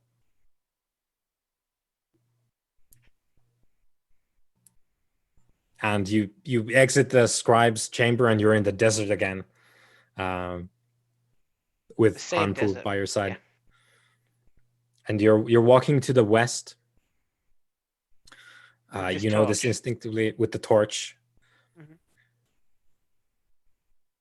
And after an indeterminate amount of time, you come upon a point where you know that you have reached the western gate out of Necroplis, the twilight in which you are currently. And this is where you can pass back into the world of the living. And I'll return potentially to the time and place where my brother is, or somewhere else. Mm-hmm. Yeah, you will return to life, whatever and however that is. I will do so. I will So stoically walk. you step through what is essentially a gate for the dead to traverse backwards, and called an Aket. It is a gateway out of Neterkertet, and please make a second memory roll now, Another Sobek. one. Okay, no problem.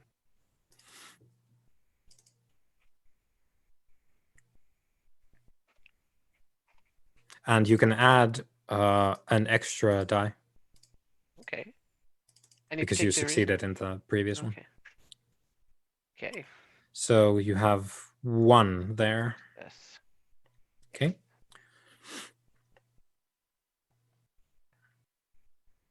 Okay, good. So the higher your memory gets, the more chance you have of succeeding these things. So you return back to your body, which is, I guess it would still be. You're in a ditch. You're in a ditch next to Khufu, who is spouting utterances to raise the dead of the destroyed Roman settlement. And you come to your senses. You're aware that your body is quite damaged still, but you will be able to do something about that going forward. However, pulling yourself back from the dead costs you 1 second, so you drop to 2.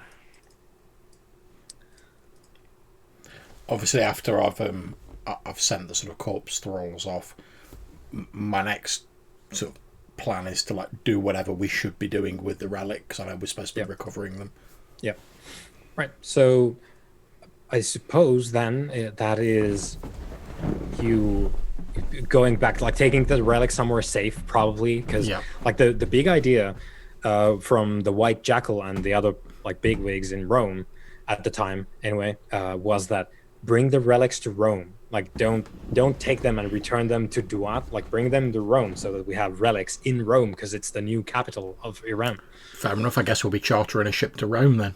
Yeah. So you and this isn't the only one. You can get more relics here, but you can definitely we can wrap it up here. We'll deal with some stuff going forward as well. Now, you can depart, take the relic, which I'll just let you know because you have the time to sort of understand that, because it's Uter, it's the thing that you know. Well, put it this way: we're either taking it back to Rome, or if it's like amazing, I'm going to have like a shiny metal fist when we get back to modern day.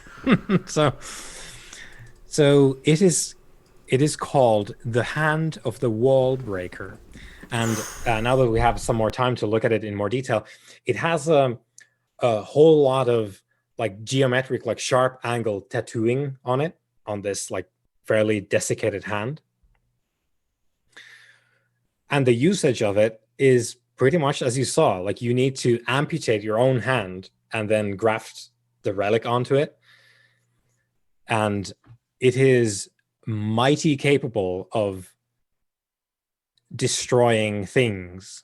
It is quite capable of destroying people as well, living things, but physical things especially. This thing you can use to like just smash like through walls quite easily. It takes some time and effort, but it's the sort of thing where like you have effectively a great mystical power tool that you can just like demolish walls with on the cheap, because you don't need to fuel it with your mystical powers. And all it's going to cost me is amputating my own hand. So yeah, we can get into more detail with that, but that's the like quick research. It's a wall breaker. You can literally punch through armor and walls and whatnot, and it is quite hard as steel, so it's quite durable as well. There's more to it, but then that's always the case with the relics. For example, we don't really know about the curse as of yet, but we'll get to that. So you have the relic. You can certainly depart the ruins of this settlement and leave. Now, I will put it to you guys. Do we want to make this a two-parter? I have an idea for what we could do as a continuation of this. Do we want to do that, A, as the next session, B, as a short interlude, epilogue that I will just talk about now, or something else? I think I'd rather do it as an epilogue personally, because I've got to be honest, my plans at the minute, given how they're like, oh yeah, this place has got at least like 2 like feisty necromancers in it, and at the minute I can summon ghosts, but I don't really have the ability to control them. My plan, to be honest, at the minute is get back to Rome, take relic, when presumably I'm hoping to use that to like barter with someone in my guild to basically go, I bought this relic back. How about you teach me the utterance Chthonic Dominion, eh? Yeah. Because then I actually would have some ability to command ghosts. Yeah. So yeah, Matthew, what about you? I was good for a two-part, but if Joe prefer an epilogue, I'm perfectly fine with that too. Right, and we'll have more of this stuff as you guys buy memory, so we can do more. And it was always going to be a little bit, because I didn't know beforehand like how it would fall as far as like where we end up by the end of this session, and I sort of prepared like half of what I thought might be the next session. And I think given that we put this to a conclusion, we could just use that as an epilogue and then continue with the current day timeline. So if we're happy with that, I'll just talk a little bit about what happened afterwards. Sure. Okay.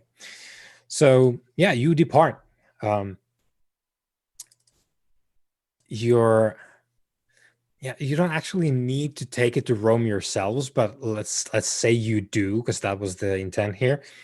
So you go to Rome. You eventually, your descents end. You are resummoned by your guild.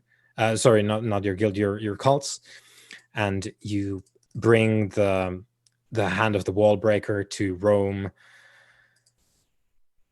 and you can have your dealings with the Arisen there. Now, in the epilogue, we return. There's a second title card to the epilogue, which is 120 AD Caledonia. the twins have returned to the province of Britannia some 60 years later, because Sobek did feel that there was something there to the far north of where he were that was causing this. And eventually it comes to pass that you come to investigate because that was troubling. And this time you are prepared.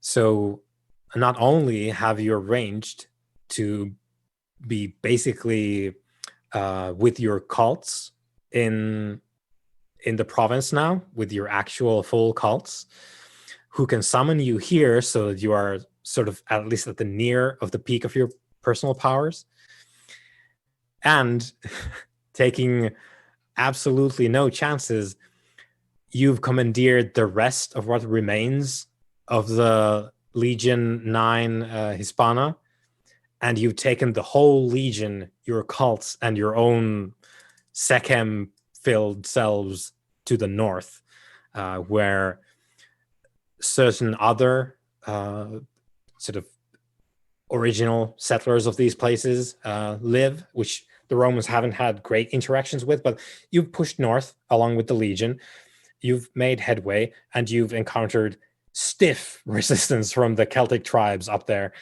and you find yourself like this is the aftermath of the greatest battle that you fight in, and it's in the we know in modern times this is the Cairngorms National Park, where but like almost 2,000 years before it was called that.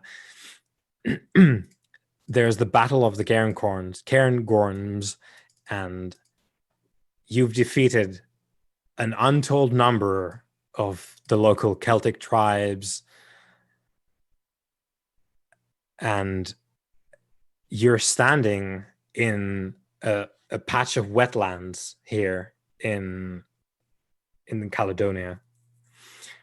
There's the hills of the Cairngorms in the distance. However, you are in what amounts to a marsh. It's a heavy wetland. The bodies of your legion scattered in the wet ground, almost as if the dead in the I forget the exact name for it, but the field of the slain in Lord of the Rings. So you have these pale corpses like slowly sinking under the marsh waters, both Legion and local. There's no one left alive. It was a horrific battle which ended the Legion. The Legion is no more. You have expended the Legion under your command. But you have also fought through several of these packs of whatever these dead warriors are. They're not the Iceni up here. It's the locals, whoever they are, like the local warriors. Is almost always, some of them eventually turn out to be whatever they are, these undead creatures. And this was a heavy concentration of them. And you've also met here the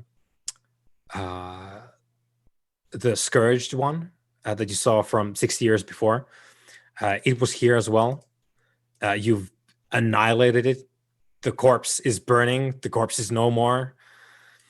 You think now that, of course, the undead local people, they're clearly lifeless, as you are deathless, the opposite of lifeless. And you think whatever the Scourged one and the Robe from 60 years ago, probably lifeless as well, they would be the Shuanks and those without life. A sort of twisted counterpart almost to yourselves. They're not the holy dead, holy servants of the judges. They're nothing like you, except that they derive power and are driven forth by Sekhem as well. But they are nothing like you. They don't have the right of return that you do. It doesn't animate them. It doesn't benefit them. You are fundamentally different in a lot of ways, but the thing that is same is that you both are brought to life by Sekhem, and they share some of your own powers as well. Some of the same magic is in them as well, but they are lifeless monstrosities, an abhorrent stain in the world. And you have destroyed the Scourged One. You've burned the corpse. You've destroyed scores of the undead, whatever those things were, and tribesmen here as well. Your legion, of course, lies slain, as I mentioned. And what is left is for you, because you have determined that there is a tomb, no doubt a watery one, below the wetlands. And by the two of you, because everyone else has gone, Khufu can always raise a couple of corpse servants as well. So you get some shovels, some anything really that you can dig into this wet Also, land. I can swim through the earth. That's true as well. So Khufu can get there. So probably as you determine that, this is going to be difficult digging it up because it's wet, and who knows what's like how long it's going to take, like try and dig the wet earth and stone up. So Khufu can go sink into the wetlands and step into the watery tomb. So Khufu, it is a very small tomb. It has some of the it's like a child's version of the sacred architecture of a tomb, and it's cramped and also full of water. it's terrible, but you can see on the very crude walls here, scratched in Iramite, are warnings to, under no circumstances, open the golden chest, which you can see also inside this tomb. It's not big, it's sort of this big, kind of like a jewelry box size thing. Pure gold. Seems to you it might be watertight. It's obviously constructed in a way that you're not supposed to be using it all the time. The warnings say, do not open this box under any circumstances, because the relic inside is very, very, very dangerous. And again, the crudeness of the tomb, the writing itself, all this strikes you as not really great. Like, this seems like it was done by someone who's not really good at any of this, or in a huge hurry, which you're not really in a position to determine which one of those is, but it's shoddy. Everything is vastly subpar to the sort of standard that you're used to in your own affairs. Can you tell what the relic does from this distance? Sorry? Can you tell what the relic does from this distance? Because we can get an idea of it, can't we? If it's a scroll or something, I'd have extra. You need to look at it. It's not a text. It's not a Utah relic. So it's not either of your guilds. But you have the Eyes of Justice, which you can use to determine, I think, or was that only for texts? I think you can determine something about them. I get extra information if it's a text. Yeah, okay. But you can, instead of doing the normal thing, which is touch the relic, if you're a mummy, you can try and determine what it is. But you can do that without touching them, and you could get more if it's a text. But it's neither of your own relics. You can sense that much. And Khufu, as you look at the golden box inside this water-filled tomb, you can sense that it is quite the powerful relic. It has a lot of Sekhem invested in it. Okay. So that is what you get when you sink down into the tomb. Well, to be honest, my plan will probably be, obviously, return to the surface, taking the box. I don't have to open it. The warning said not to open it, so I'm like, all right, I'll take the box. And then presumably we can return with that like mad powerful relic to Rome and be like, aren't we the bee's knees? Look at this mad relic we've brought back. And then we can hand it off to somebody else. And I'll give, when we hand it off, I'll be like, by the way, there was like ancient Aramite warnings in the tomb. Do not open. There you go. There's the relic. And then I will retreat to a safe distance if they choose to open it and it causes them problems. Yep. It's on them. Yep. So yeah, that's the epilogue. So you retrieve whatever this is, Sobek. Yep. This might be it. This might be the thing that you felt from 60 years ago. Yeah. It feels very powerful. Yeah, and there was a lot of the undead up here as well. I really want to look at it. Why don't you try using your ability, like, to look at the box to see if you can get any information? I have to see it, I think. I have to actually see the relic. Yeah, you need to see the relic. If you want to study the box, that's a different thing. But if you want to, quote unquote, scan the relic, you need the relic itself.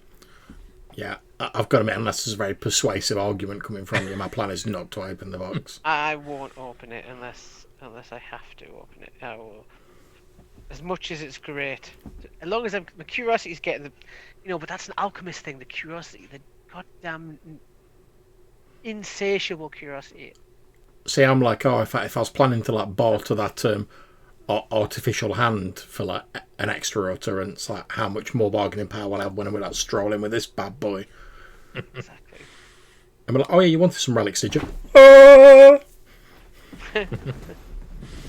Okay, so you set towards Rome once more with yet another relic from the province of Britannia, those far reaches of the empire, and that's where we'll leave this one.